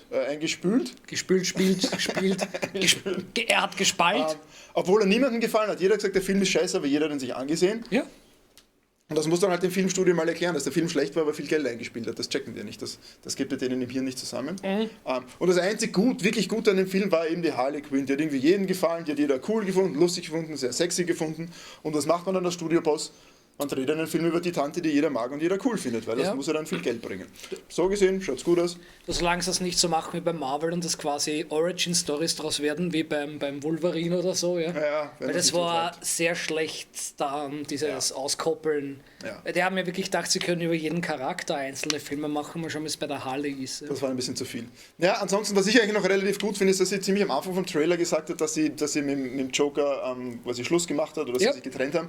Was in Wirklichkeit übersetzt in echte Welt heißt, wir haben den Jared Leto rausgehauen, weil er zu teuer war oder einfach ein scheiß Joker war. Und das finde ich grundsätzlich nicht schlecht, weil die Joker-Version von Jared Leto habe ich echt furchtbar gefunden. Das liegt natürlich nicht am Schauspieler, sondern an dem Skript und an dem Make-up, aber das war einfach, hat mir nicht gefallen. Nein, auch nicht mein Favorit. Diese blöden Tattoos und der kleine, dürre Typ da, der so auf super crazy gemacht hat, das war nicht leimend. Hat mir nicht gefallen. Aber im Großen und Ganzen, der Trailer zu dem Film schaut irgendwie durchaus vielversprechend aus. Ich glaube, das könnte lustig werden. Ja, werde ich mir, glaube ich, anschauen. Ja, wenn er dann mal klingt nicht so schlecht. Ja? Wenn er dann mal irgendwann auf Pirate Bay Gut, was gibt es sonst noch? Ja, es gibt einen neuen Patch für Formula One 2019. Ja? Dadurch, dass das Spiel ja schon 2 Monate alt ist oder sowas, ja, ist der neue Content-Patch heraus, dass man den letzten Grand Prix von Russland auch von den Wetterbedingungen so fahren kann, wie er halt eben letztes Wochenende war. Es war zwar trocken und ich weiß nicht, aber ich glaube, also wenn man vor 3 Wochen zum Beispiel den Russland Grand Prix gefahren ist im Karrieremodus für 2019, hat es meistens geregnet und es waren die falschen Härtegrade der Reifen dabei. Jetzt mit dem neuen Content-Patch ist es natürlich so, jetzt wo der Grand Prix vorbei ist, dass sie quasi die Daten einspielen konnten und es wird simuliert. Also checkt eure Steam-Bibliothek, wenn ihr Formula One 2019 spielt, dann könnt ihr den aktuellen Russland Grand Prix von Sochi fahren. Spielst du das wirklich? Naja, ich würde gern, weil spielen kann man das nicht nennen. Weil es gibt Driving Assists und ich bleibe ja nur am Gas, weil er bremst von selber. Ja. Weil es ist wirklich eine heftige Simulation, du bräuchtest da wirklich ein ordentliches Lenkrad mit Pedalen und alles, ordentlichen Force-Feedback, weil so ein Formel-1-Wagen ist halt giftig ohne Ende. Ja. Und wenn du das probierst mit dem Controller, ohne Traktionskontrolle, ohne allen, nur bis jetzt viel Gas aus der Kurve und du drehst dich wirklich nur ein. Ja. Ja. Ich schaffe keine einzige Runde auf irgendeinen Kurs ohne Assists, ohne dass ich voll gegen die Wand fahre. Und das ist dann halt Cruisen. Also ich bleibe einfach nur am Gas, weil er bremst von selber. Okay, das klingt nach Spaß. Ja, das ist entspannt, weil leisten kann ich mir so einen Formel-1-Bolid nicht, dann kann ich zumindest virtuell fahren. Ja. Hin und wieder, weißt du, so Sonntagnachmittag, wenn es schön draußen ist, wirst du ein bisschen spazieren fahren, ja, auf der Rennstrecke. Also Content Patch, Formula One 2019, Russland, Sochi. Was habe ich noch am Plan? Der neue Joker-Film mit scheinbar einem coolen Joker, mit dem, ich weiß nicht, wie heißt der Typ, den kann man nicht aussprechen, den Namen. Joaquin Phoenix. Ist unglaublich erfolgreich, hat irgendwie irgendeinen Rekord für den im Oktober startenden besten Film aller Zeiten oder irgendwas gebrochen. Ist furchtbar in Diskussion, weil er scheinbar so brutal und so grausam ist und alle Social Justice Warrior buddeln sich auf, um Gottes Willen, ein Film kann doch nicht brutal sein und grausam sein. Ja, ein bisschen mühsam, dass sich die alle wieder aufbuddeln und ins Hemd machen, es ist einfach ein Film und das ist gut so, wenn der so ist und warum auch nicht. Ihr habt ja das Recht, dass ihr ihn scheiße findet. Ja, nur die Leute, die ihn gut finden, lasst ihn dann gut finden. Da muss man zwischen Fiktion und Realität, glaube ich, unterscheiden. Und das ist halt, es ist halt schwierig, weil irgendwie vor 3 Jahren oder so sich doch so ein Wahnsinniger, der geglaubt hat, dass der Joker ist in den Kinosaal gegangen und hat Leute erschossen. Und jetzt glauben wir alle, wenn man jetzt wieder einen Film über einen Joker macht, ist das pietätlos und darf man nicht. Aber fuck you, man darf machen, was man will. Ja, wenn wir über Pietätslosigkeit reden, dann müssten wir schon längst die Band auflösen. Also dementsprechend, fuck you all, chillt ein bisschen und habt Spaß im Leben. Ja. Genau. Ansonsten, was ich noch kurz erzählen mag, was ich ganz gut finde, es werden neue Matrix-Filme gedreht. Angeblich kommen 2 neue Teile. Und die werden gemacht, nicht von den Wachowski-Brüdern, sondern den Wachowski-Kindern. Wachowski-Schwestern. Die Schwestern? Ja, die sind beide, die haben sich jetzt beide als Transgender-Frauen geoutet und leben jetzt als Frauen. Also nicht dieselben. Okay, alles klar. Ja, waren halt früher Männer, jetzt sind sie Frauen und das machen die Wachowski-Schwestern-Filme. Keine Ahnung, was passiert. Der Keanu Reeves hat die Skripts gelesen und gesagt, ihm gefällt es gut, er findet es toll. Ob er selber mitspielt, keine Ahnung. Das weiß, glaube ich, noch keiner. Aber Keanu Reeves ist viel zu nett, um zu sagen, das Skript ist scheiße. Ja? Wahrscheinlich, ja. Vor allem, das kann er nicht machen, der wird die Leute einfach mögen und gut finden und was soll er denn sonst sagen, der kann denen kein Hackel ins Kreuz hauen. Und dann noch ganz kurz, was ich auch cool finde, ist der Zack Snyder, den kennt man ja auch, der hat viele großartige Filme gemacht, einer meiner Lieblingsregisseure, Viele meinen, der macht eigentlich nur beschissenen Trash, aber ich finde gerade von der Ästhetik her und von der Kameraarbeit her einzigartig und wirklich, wirklich cool. Hat ein paar meiner Lieblingsfilme gemacht. Ist jetzt nach dem Desaster von Justice League, wo er mitten im Film ausgestiegen ist und alles hingeschmissen hat, weil erst einmal der Film einfach eine Katastrophe war. Seine Tochter hat sich da damals irgendwie umgebracht und das war alles sehr, sehr schwierig. Und dann hat Joss Whedon den Film fertig gemacht und wirklich schlecht gemacht. Und dann war er irgendwie, glaube ich, 1 oder 2 Jahre einfach weg von der Bildfläche, hat nichts gemacht. Und jetzt steigt er wieder ein und macht für Netflix einen Film, und zwar Army of the Dead. Und das klingt unglaublich spannend. Er hat ja damals seine Filmkarriere gestartet mit einem Remake von, welcher war das? The Dawn of the Dead, wo die Leute in einem Kaufhauszentrum sind, und das war unglaublich cool, dieser Film, der hat mir wirklich gut gefallen, der hat mich damals wirklich vom Hocker gehauen, obwohl die Zombies auf einmal gelaufen sind und haben sich wieder alle Leute beschwert und gesagt, Zombies dürfen nicht laufen, Zombies können nur gehen. Ach Gott. Aber diese Leute gibt es immer. Und auf jeden Fall, der neue Film klingt sehr spannend. Ich habe kurz gelesen, worum es geht, und zwar ist eine Zombie-Virus ist ausgebrochen, in Las Vegas ausgebrochen. Sie haben es aber geschafft, quasi den Virus innerhalb von Las Vegas zu halten und haben Las Vegas abgeriegelt. Und dort herrscht dann 6 Jahre lang einfach Anarchie und die Zombies leben dort. Und irgendwann kommt so ein reicher Casino-Besucher und engagiert so einen Squad von 6 coolen Leuten, die dort rein sollen und sein Geld aus dem Casino rausholen sollen. Und das klingt einfach nach einem leibenden, coolen Zombie-Film. Ja, vor allem sicher doch trashig genug. Ja? Es klingt schon nach. Ja? Das klingt so nach richtig Escape from LA, Escape from New York mit Zombies. Das kann nicht schlecht sein. Gut, ich glaube, wir haben jetzt schon alle eingeschläfert, die noch zuschauen. Und schwindelig geredet. Ja, ich hätte gern, wir machen weiter im Programm. Ja. Was ist der nächste Punkt? Also, wir machen natürlich jetzt gleich weiter mit den besten Nachrichten der Welt, die Sie brauchen, gleich nach unseren besten Nachrichten, wohlgemerkt. Ja. Viel Spaß jetzt gleich in Kürze mit dem Zip Flash. Chip Flash eigentlich, ne?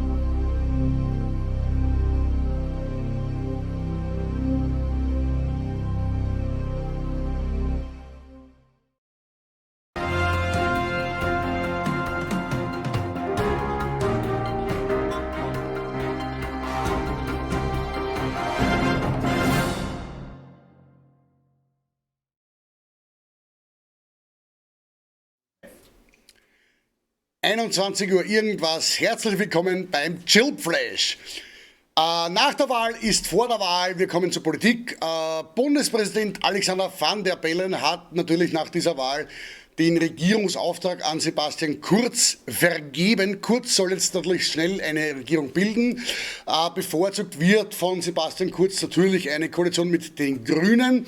Das dürfte aber schwer werden, jetzt nicht nur wegen inhaltlicher Probleme, sondern Parteichef Werner Kogler ist seit der erfolgreichen Wahl unauffindbar. Es ist eine Taskforce eingerichtet worden, weil es wird vermutet, dass er irgendwo blunzenfett zwischen Flugswanne und Chelsea noch immer herumtaumelt und seinen Wahlsieg noch immer nicht packen kann. In der großen weiten Welt gab es auch Neuigkeiten. US-Präsident Donald Trump hier und Nordkoreas edler Machthaber Kim Jong-un haben sich wieder mal getroffen, um ihre Atomraketen zu vergleichen, wer die größere oder den größeren hat. Der österreichische Geheimdienst in Kooperation mit dem finnischen und dem nordmazedonischen Geheimdienst haben aber herausgefunden, dass dieses Treffen nur ein Vorwand war. Eigentlich ging es darum, die welthässlichste Frisur zu küren.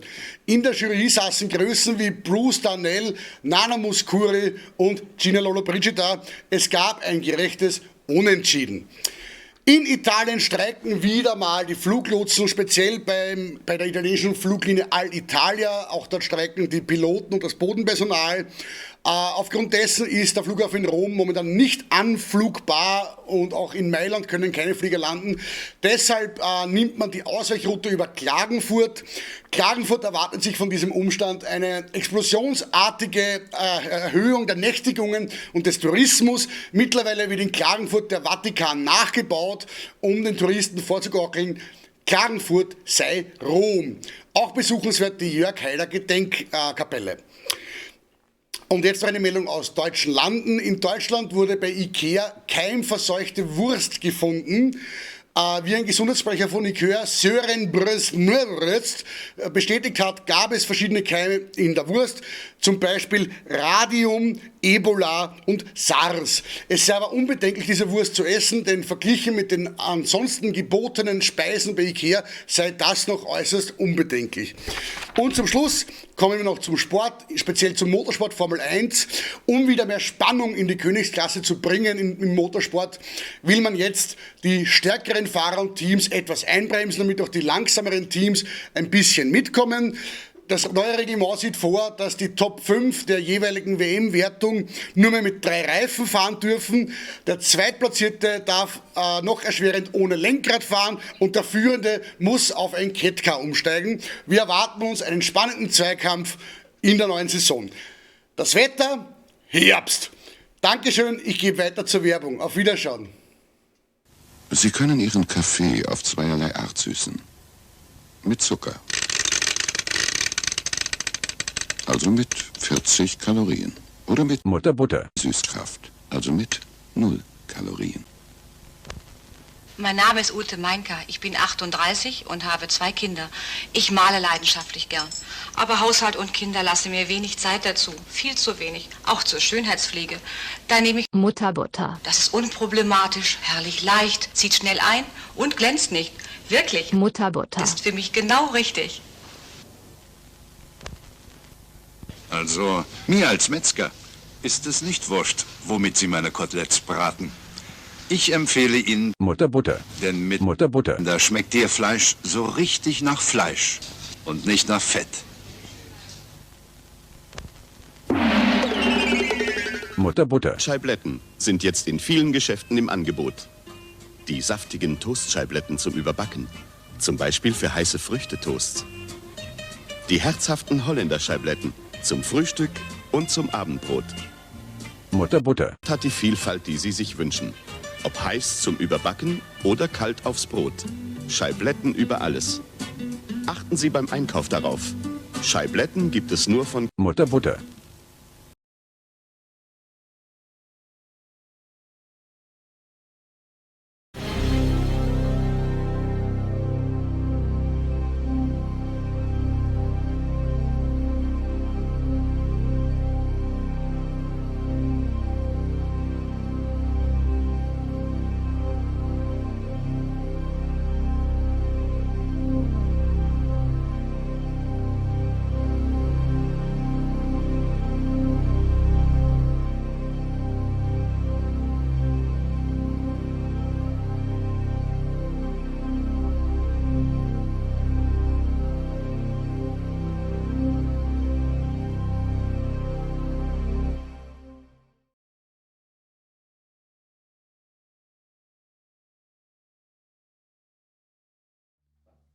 Ha, jetzt hat man genau in Hotzenplotz einen Hintern gesehen. Ist das ein schöner Arsch? Dieser Hintern erst. Ja, ich hoffe, ihr seid noch bei uns und mit uns. Schreibt uns da irgendeinen Schatz in den Chat. Wir bleiben wieder bei Liedern aus der Mottenkiste. Eines unserer frühesten Werke von unserem ersten Album ist auch was wert. Eines unserer besten Lieder, darum spielen wir es auch so oft. Die Nummer heißt Chilp. Viel Spaß damit.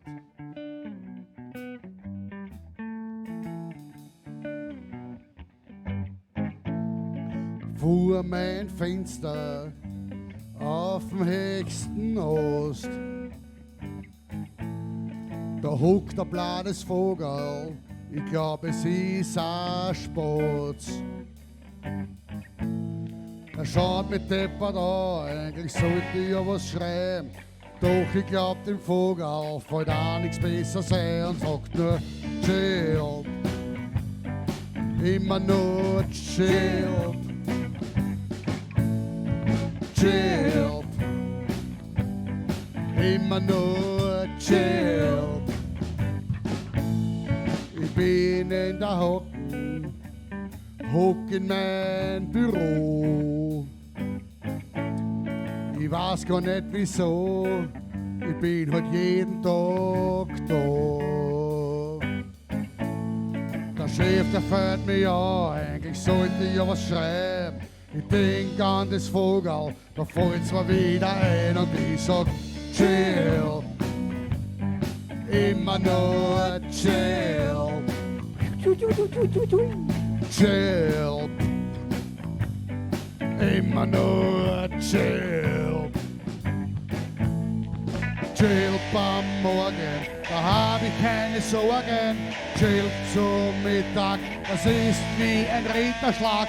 Chill beim Abend, da fällt mir jetzt nichts ein. Chill in der Nacht, bis die Hitler kracht und ich sag chill. Immer nur chill. Chill. Immer nur chill. Chill, chill, chill. Chill, chill, chill. Chill, baby, chill, bar. A bottle and chill. Chill, chill, the poopa. Chill, the bottle and chill. Chill, baby, chill, bar. Chill, chill, chill.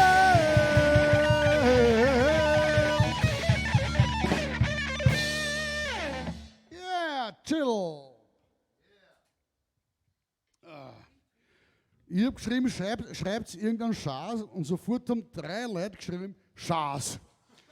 Aber ich sehe gerade in völlig verschiedenen Schreibweisen. Schreibt man jetzt den Schaß mit Doppel-A, S-C-H-A-S oder mit scharfem S? Ich hätte gerne, dass alle, die zuschauen, jetzt in den Chat schreiben, wie Sie glauben, dass man Schaß schreibt. Schreiben Sie uns Ihren Vorschlag, wie schreibt man Schaß? Und nicht, dass jetzt einer schreibt Furz. Bitte. Ja, und egal was ihr schreibt, ja, es ist uns eigentlich wurscht. Wahnsinn. Wahnsinn. Wir haben so drauf. Die Überleitungen heute sind ein Wahnsinn. Ja, letztes Lied für heute. Wieder was aus dem Fundus, eins unserer allerersten Lieder. Und es ist so schön und ich glaube, wir werden das wieder ins Repertoire aufnehmen, auf jeden Fall. Nach der Nummer gibt es dann wieder ein Q&A, also ihr könnt uns wieder allerhand Sachen fragen, ihr könnt sie auch jetzt schon da reinschreiben. Ja, jetzt schreiben wir alle Schaß, das finde ich sehr schön. Lecker. Also wie gesagt, wenn ihr Fragen habt an uns, an Rotspiepen, dann bitte in den Chat hineinschreiben. Nach der Nummer werden wir uns dann auf die Couch begeben und euch Rede und Antwort stehen. Und diese Nummer heißt, weil's mir wurscht ist. Viel Spaß damit.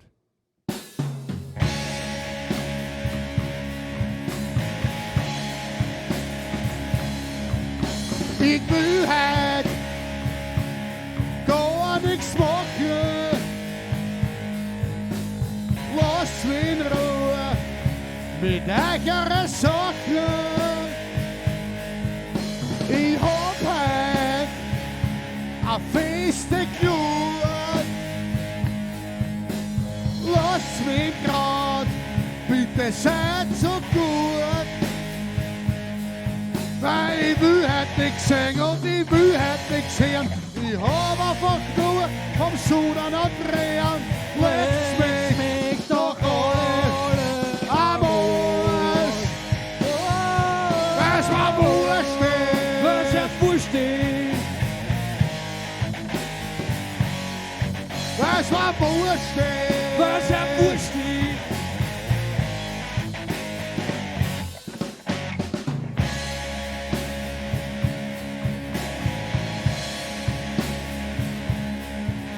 Ihr könnt's auch ohne mich demonstrieren. Politiker Auto mit Hosdreck beschweren. Haut's ein paar Nazis, die geschissene Brut. Da bin ich dafür, aber mich lasst in Ruhe. Weil ich will halt nichts sehen, ja, ich will halt nichts sehen. Ja, mir aus könnt's euch ganz seltsam beschweren. Lasst mich doch alle am Arsch.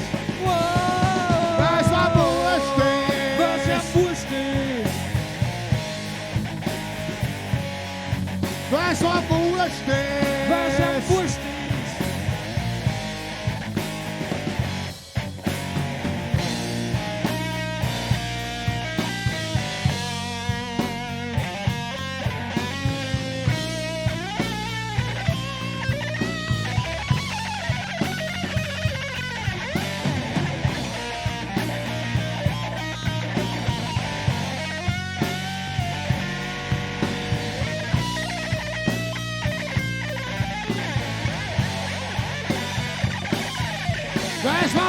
Wurscht ist. Was am Wurscht ist.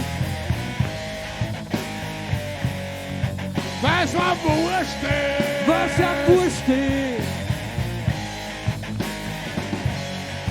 Was am Wurscht ist. Lass mich in Ruhe. Lass mich in Ruhe. Bitte lass mich in Ruhe. Was am Wurscht ist. Lass mich in Ruhe. Lass mich in Ruhe. Bitte lass mich in Ruhe. Jo, was am Wurscht Lass mich in Ruhe. Lass mich in Ruhe. Lass mich in Ruhe. Bitte lass mich in Ruhe. Was am Wurscht Lass mich in Ruhe. Gib's mal Ruhe. Lass mich in Ruhe. Lass mich in Ruhe.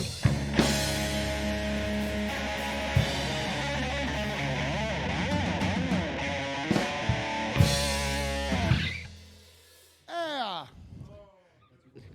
Das war schön. Ja, es hat vorher wer geschrieben, Blunzen fett. Bringen wir das zu dritt zusammen? Ich glaube schon, gell? Okay, kleine Zugabe nur für dich. Ich weiß zwar nicht mehr, wer es geschrieben hat, aber du schaust sicher noch zu. Blunzen fett 3/4. Blunzen fett noch 3/4.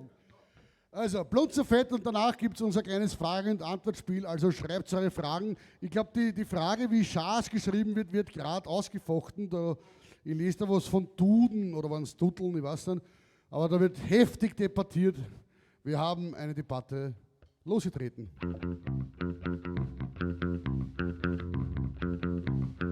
Fangen wir halt so an.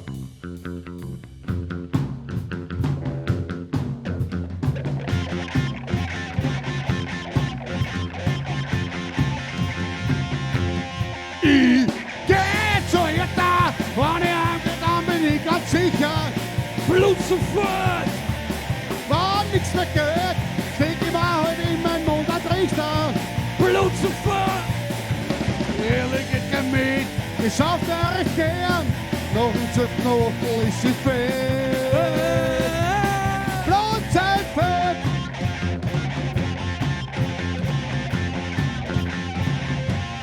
Die Härte geht dazu, hauen uns aus, weil sie meint, wir sind schon Blut sofort! Habe ich noch mehr Schweine voller Ibros vor die Haustür. Blut sofort! Trag ich mal heim, wahrscheinlich hat sie recht.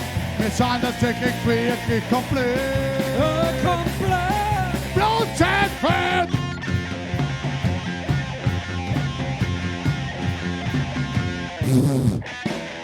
Kannst nichts machen, so mal das durch. Die Aufweg, immer dieser Wurst. Kriege ich an der Seil, Pappel noch dazu. Hab ich bald meine seelische Ruhe. Meine Ruhe! Blutzeit fett!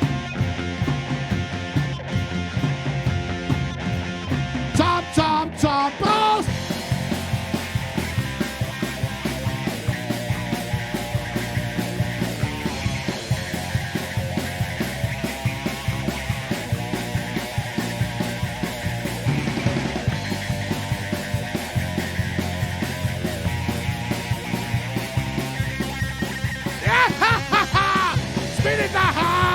Ich bin so zu erfinden, der Scheiß aus nicht. Blut sofort. Leg ich mich halt nieder. Und Speiber so lustig ist kein Normal. Nimm's Bett.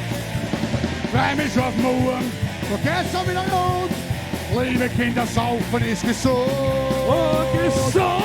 Blutzeit fett.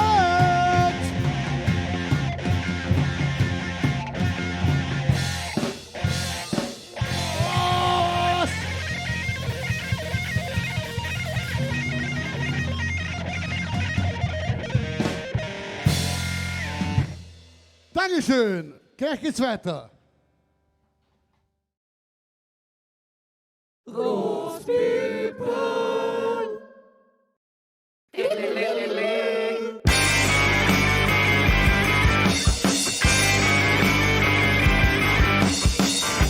Die Würde ist schlecht, das wissen wir wohl.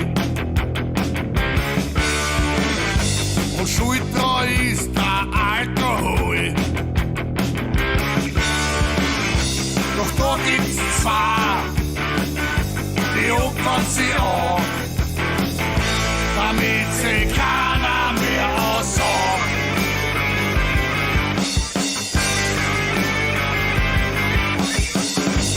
ganze Stoff, der wird vernichtet. Damit er keinen Schaden mehr anrichtet. Die ganze Nacht, ohne Rast und ohne Ruhe, verwandeln sie Bibo in Lolo.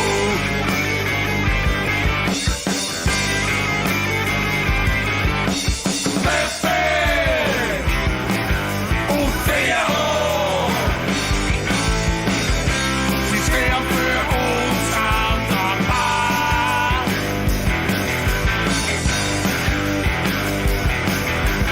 Pepe und Theo, sie saufen nicht nur für zwei.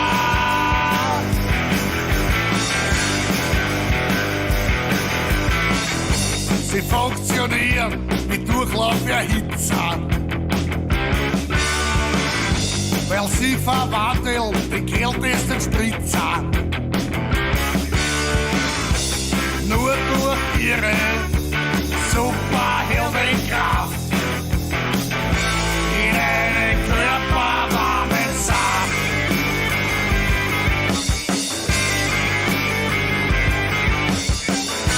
Was noch nicht über Simmering sind, geschlucken sie die lange Unterflag. Tagsüber brave Postler, doch in der Nacht ist erste Tschecher Ratenbach und dieser Pepe und Theo. Sie stehen für uns an der Bar. Pepe und Theo, sie saufen nicht nur für zwei.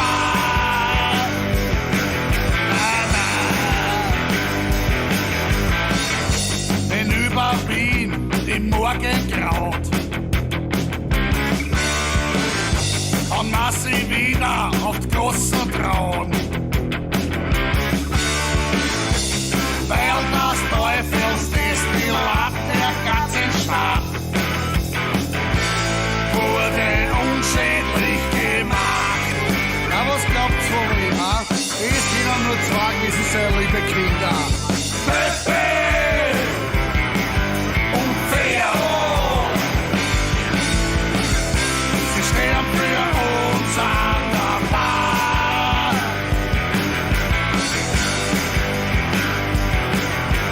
Pepe und Theo, sie saufen nicht nur für zwei. Nein, nein, auf zum Rauschmobil, mit viel zu viel Promille.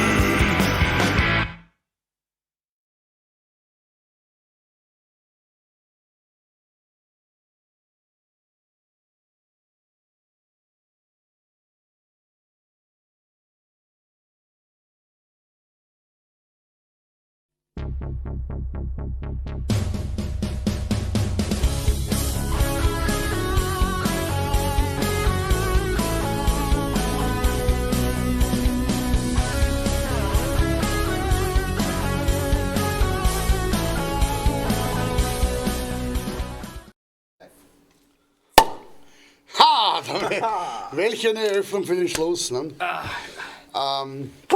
Ja, das war unser Set mit altem Zeug.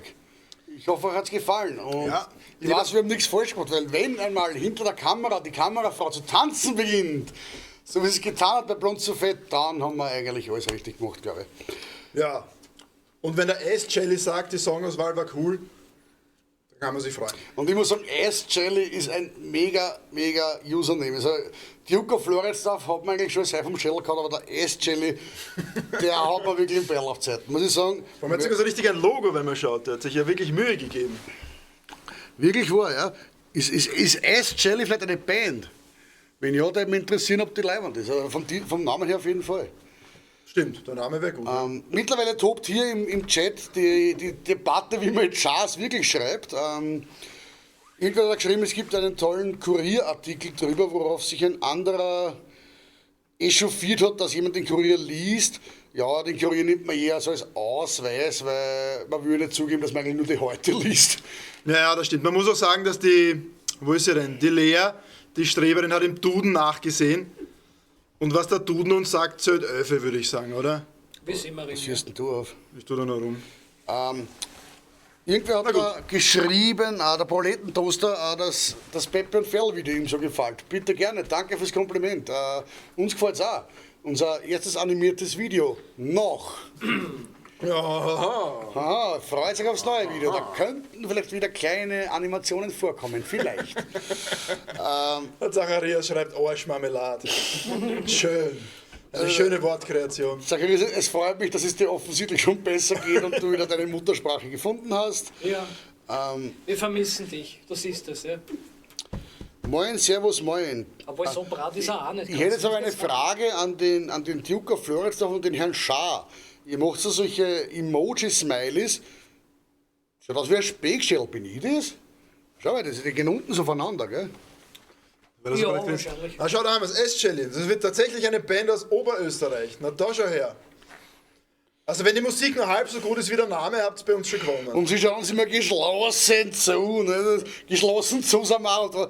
Schöne Grüße nach Oberösterreich. Ich glaube, S-Jelly sollte man sich mal anhören, oder? Ja? Ich glaube schon. Also liebe Leute, hört euch S-Jelly an. Wir tun es auch nächstes Mal reden wir dann drüber, ob die geil sind oder ob es Arsch sind. Weil wenn es Arsch sind, passen sie eigentlich noch besser zu uns. Dann machen wir mal eine Plattenkritik über S-Jelly. Lea meint, ob 11 in Simmering nicht was Gutes ist. 11 ist immer gut. Das haben schon Spinal Tap gewusst, glaube ich, oder? Oh ja. Disco to 11. Hast du nicht damals bei Spinal Tap mitgespielt? Ich war der zweite Schlagzeuger, der explodiert ist. Ja. Der zweite ist explodiert. Was war beim ersten schnell? Ich weiß nicht, sind nicht alle explodiert? Ja, der vor der Japan dort ins Zerrissen hat. Also nein, der erste ist am Erbrochenen erstickt. Aber am Erbrochenen von jemand anderem. Ja, stimmt. Also, wenn das nicht Rockstar-Style ist, dann war es ja auch nicht. Yes. Das ist ein Rockstar-Tod, oder? Very yes. Am Erbrochenen von jemand anderem ersticken. Das ist großartig. Ich bin nur begeistert von S-Jelly, von dem Namen. Ja, das werden wir nachher gleich mal googeln und checken. Was tust du googeln? Schaust du einen Kurier noch? So, ich habe jetzt gedacht, vielleicht sollten wir unseren Usern mal Fragen stellen und nicht umgekehrt. Stimmt, ja. Q&A. Ah, schau, da gibt es schon eine Frage. Heute wurde schon über Gemüseinstrumente geredet und so. Gibt es auch Bestrebungen bei Rotzpippen hier unter exotischere Instrumente einzubauen? Naja, die Frage kann ich gern beantworten. Elmato, du müsstest wissen mittlerweile, dass ich ja ein Experte bin an der Schaßtrommel und am Schamhaar-Banjo. Wie exotischer wirst du das nicht noch haben, ne? Stimmt. Nein, ich glaube, ich habe erotischer, oder? Nein, exotischer. Das hättest du wieder gern. Noch erotischer als mein Schamhaar-Banjo, das geht ja gar nicht. Stimmt eigentlich, ja. Nein, exotische Instrumente, ja. Na, ich würde ganz ehrlich sagen, der Bass, den du spielst, der geht eigentlich schon als exotisch durch. Das Ding ist ungefähr 70 Jahre alt, hat beim Kauf ungefähr 25 € gekostet. Ja, inflationsbereinigt, ja. Also ich glaube, dieser Bass wurde noch in Reichsmark bezahlt, glaube ich. Ja. Und mittlerweile wird er eigentlich nur mehr vom Dreck und vom Schweiß zusammengehalten. Also, ja. Aber das macht ihn so gut, das macht den einzigartigen Rotzpippen-Sound aus. Absolut, ja. Also was für nicht der Bass. Ne? Absolut. Warum seid ihr heute 25% schierer? Warum haben wir heute noch eine technische Panne gehabt? Rückfrage, Zacharias. Spielen wir die Maultrommel? Na, normale Trommel. Maultrommel, finde ich, ist ja sowieso vom Wort her der Hammer, weil man stellt sich jetzt vor, jemand nimmt so eine Bassdrum und steckt es in die Goschen. Ich glaube, es ist schlecht für die Zähne. Oh, ich glaube, wir wurden gerade erwischt. Habt ihr beim letzten Mal nicht gesagt, dass ihr heute Tickets fürs Rotzfest losen wollt? Stimmt, da war doch was.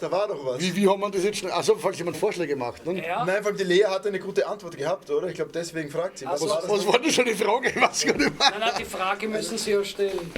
Und die Antwort ist... Ach ja! Was war die Antwort? Simmering? Simmering ist die Antwort. Simmering Aber es ist die hat keiner Antwort. gepostet in unserer wunderschönen Facebook-Fangruppe. Ja? Aber ich meine, das ist dabei ein No-Contest. Ihr habt noch eine Woche Zeit. Noch eine Woche? Ja. Okay, Also, Lea, sorry. Bis 14. Wir haben die Frist verlängert. Also du hast immer noch Konkurrenz. Aber Lea, ich habe gesagt, der Alter hat vorher schon gepostet, dass wir ihm 2 Tickets reservieren sollen. Also wenn es jetzt weggeht, gewinnst du es schon spät. Der Eierchick fragt, kriegt die Würstelpolka eine neue Strophe? Ich habe mich gerade gewundert, warum. Jetzt weiß ich gesagt, ja, na klar, die Würstelpolka wird komplett umarrangiert, nämlich auf Philippa Strache. Der Text wird noch nicht verraten, aber es geht ums Streicheln von armen Katzerln. Und Gucci-Handtaschen. Und Gucci-Handtaschen, wo kleine arme Katzerl drin sitzen. Und ich habe gehört, sie kann auch urgut Facebook und Instagram. Das kann sie voll gut. Ja, also es rechtfertigt natürlich ein Gehalt von 9.500 Euro pro Monat. Ja. Du, das kriege ich auch bei Rausbieten. Ja, klar. Ja, du, und eigentlich, das ist ja das Profil einer 6-jährigen Volksschülerin. Ne? Ich mag kleine Hunderl und kann urgut Facebook und Instagram. Ja, die verdienen auch meistens. Ich habe letztens einen Bericht gesehen, wo sie im Tierschutzheim in Liesing war und arme Hunderl durchs Gitter gestreichelt haben und die wollten alle hinbeißen auf sie. Sowas. Na, das waren sicher ausländische Hunde, da weißt du, das ist. Na, sicher. Dann erklärt sich das von selber. So, der Zacharias hat ein Bier im Bett. Erst ich dachte, du bist krank, du kannst ja kein Bier saufen, wenn es krank ist. Ja, er verschüttet sich ja eh. Ach so. Das hat sicher therapeutische Zwecke. Der huckt im Bett mit zahnlosen Bier und macht so... Der ist einfach so fett, dass er nicht aus dem Bett kommen ist wahrscheinlich. Ja, das wird sein, Alter. Du feierst nur krank, du Arsch. Und ruft uns an und sagt, ich bin so krank, ich kann nicht. Ich bin so krank. Ich muss mein Bier im Bett trinken. Ja. Mir ist der Aschenbecher im Bett umgefallen, habe ich jetzt Lepra. Ja, du willst Fragen an die Zuschauer stellen. Na, das war so eine grundsätzliche Idee. Also, reservieren ist auch okay. Gut, für uns auch. Kriegen wir mehr Kohle. Genau, ein kleiner Zuschauer-Respond vom letzten Mal noch. Wir haben doch letztens diese These aufgestellt, dass Menschen, je größer die Füße eines Menschen sind, umso dümmer wäre er.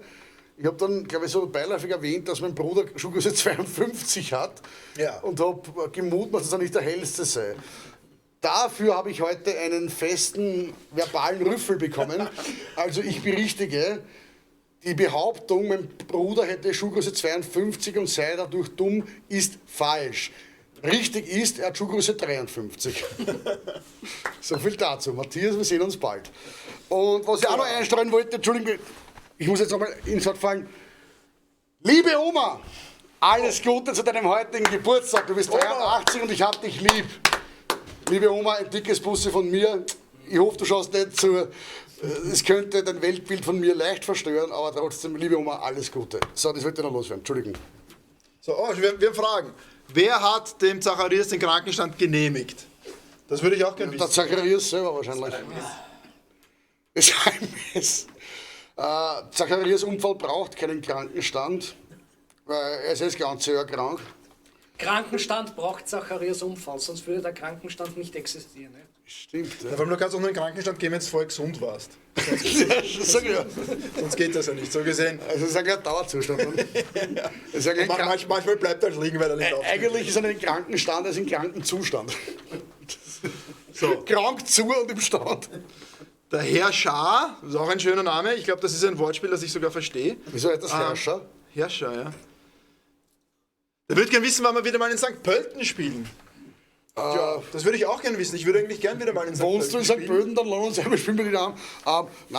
Die nächstjährige Tour wird natürlich geplant und da wird St. Pölten auch eine Rolle spielen, glaube ich, wieder. Wir haben in St. Pölten schon ein paar Mal gespielt. Wo haben wir denn da gespielt in St. Pölten? Warehouse. Im Warehouse? Im Warehouse, ja, und noch irgendwo. Im Warehouse und noch irgendwo. Gibt es das Warehouse noch? Sehr. Ja, dann spielen wir im Warehouse wieder mal, oder? Ein gewisser Matthias schreibt, geh scheißen. Depper da mit Doppel-S. Das bestätigt meine These von der Schuhgröße 53. Lieber Matthias, Ausnahmen bestätigen die Regel. Scheiß dir nicht an. So, Dr. Matt Wurst. Also der hat die Krankschreibung für den Zacharias gemacht, ja? Scheißen schreibt. Ja, auch der Model war, dass man Scheiße mit zwei SC schreibt. Und der Tristan lässt fragen, mögt ihr Leberkässemmel? Die Antwort ist eindeutig nein. Leberkässemmel ist ganz furchtbar. Wir essen nur Käsleberkäse, Pizza-Leberkäse, Knofe-Leberkäse, Chili-Leberkäse, Leberkäse mit Gurkel, Käsleberkäse auf Toast, nicht normalen, ganz und nicht vergessen Leberkäse mit Leberkäse. Yes, bekannter Leberkäse, Eibochener Käsleberkäse, Käsleberkäse-Kebab, Käsleberkäse-Cocktail. Vegetarischer Leberkäse, ganz geil, ja. Ein veganer Tofu trotzdem mit Käse-Leberkäse, Ja, ich glaube, das war es dann eigentlich. Ja, die haben wir eigentlich ganz gerne. Ich glaub, die kann man aber Leberkäse an sich, nein, furchtbar. Ich glaube, die Frage, möchte Leberkäse, möchte ich beantworten mit einem Zitat aus einem tollen Lied aus Dreadlock Holiday. I don't like Leberkäse, I love it. I'm made of Leberkäse. Weil ich habe lieber Leberkäse. Ja, Leberkäse geht schon als Grundnahrungsmittel bei uns durch, glaube ich. Das ist so. Ohne Leberkäse wird die Band wahrscheinlich nicht. Ja, schau, das Warehouse gibt es noch, passt. Käse-Leberkäse-Smoothie, ja, also das ist... Ein Leberkäse ohne Käse ist nichts wert, sagt der Bulettentoaster. Das ist eine Weisheit, das muss man sagen. Und der Oliver weiß natürlich aus erster Quelle, servus Oliver. Den besten Leberkäse gibt's auf der Tankstelle. Wo sonst? Wo schmeckt es besser als 3 Tage alter Leberkäse, frisch aus dem Ragus, wo die Fliegen schon, also da hast die Fliegen dabei, Protein ohne Ende. Und am besten ist noch immer dieser Ausschnitt, wenn du am 4 in der Früh auf diese Tankstelle kommst und die letzte Scheibe ist so um 9 am Abend overgeschnitten worden. Dieser Anschnitt hat den Geschmack von tausenden Leberkäszirkeln, die schon vorher da drin gelegen sind, und natürlich heruntergeschnitten von einem unfreundlichen osteuropäischen Nachtdienstler. Das ist total fett, wenn wir dort eingerochen. Ja. Also Sie können es vielleicht schon ahnen, nach jedem unserer Konzerte machen wir einen Tankstellenarbeiter auf einer Autobahntankstelle sehr unglücklich. Ja. Wobei, ich muss sagen, ich war vor ein paar Monaten mal beim Leberkäse Pepe, gibt es ja in Wiener jetzt auch bei der Oper. Und das war schon noch ein Erlebnis. Die haben so ein kleines Tischchen, wo du dich hinsetzen kannst. Da isst dann deine Leberkässemmel, trinkst 3, 4, 5, 6 Bier. Und was dann für Leute reinwackeln und rauswackeln, die Kiewerei fährt vorbei, eine naturnackte Leute rennen vorbei, das ist schon noch wirklich, wirklich leibend. Also das kann man durchaus auch empfehlen. Wenn einmal keine Tankstelle in der Nähe ist, zum Leberkäse Pepe, auf ein Papier. Ich sollte öfters einmal in den ersten Bezirk fahren, scheinbar ist das leibend. Ja? Da geht's zu, ja. Ist das sicher, dass du nicht am Tradi-Wawel-Konzert warst?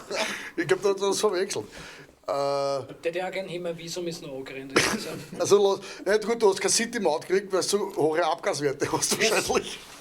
Ich muss halt mit dem Blumenkohl aufhören. Kaffee holen! Kaffee holen! Kreuzblüteltag ist vorbei. Das war das der Eierchick wird schon erregt von vielen Na, feicht, das ist schon mehr so erregt.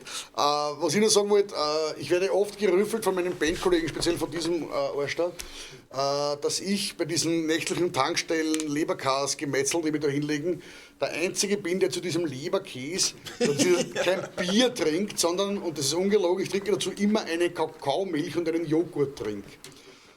Sie finden es grauslich, ich finde es gut, und ganz ehrlich, wenn Sie einmal gesehen haben, sie mir auf sowas schweibt.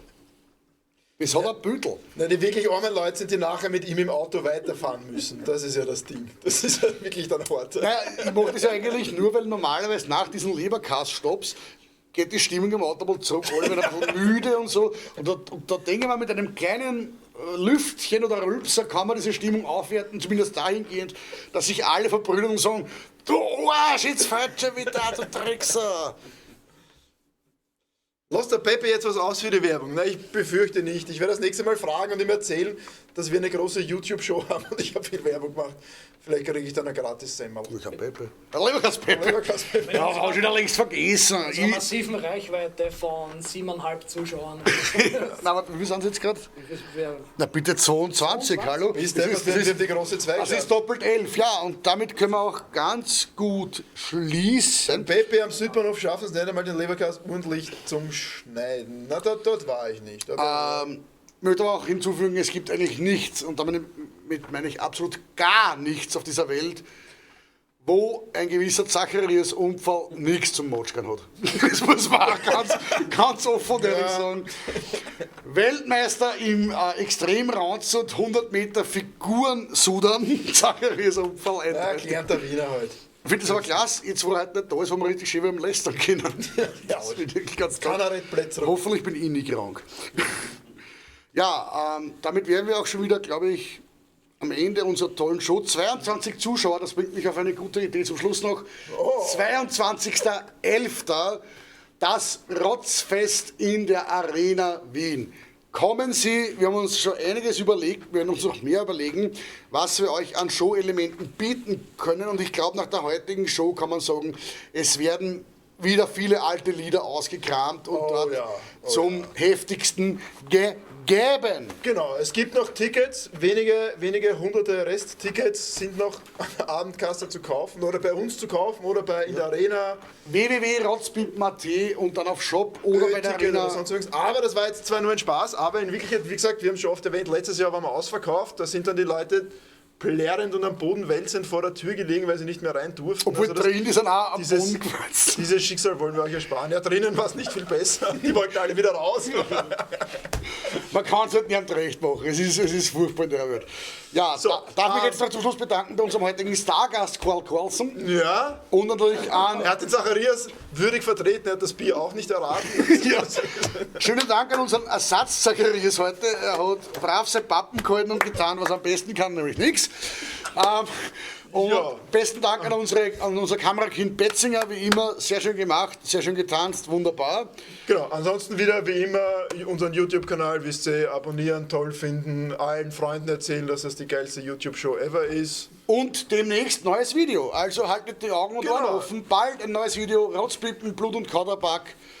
Genau, und nicht vergessen unsere Facebook-Gruppe, die es gibt, wo ja ständig die Post abgeht. Das ist unglaublich, was dort passiert. Wer dort nicht dabei ist, versäumt das Leben. Yes. Das muss man sagen. Also kann ich euch nur ans Herz legen, schaut da rein.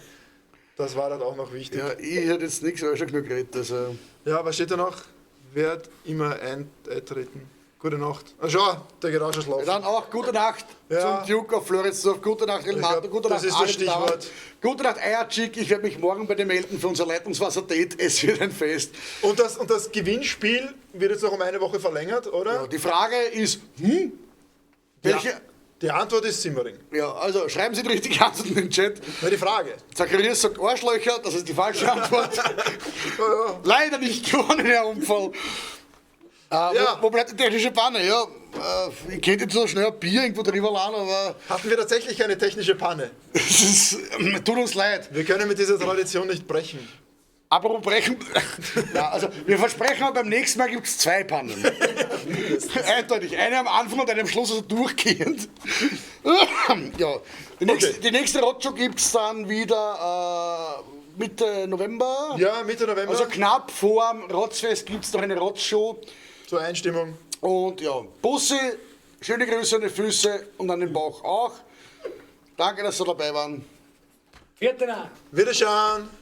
Yay.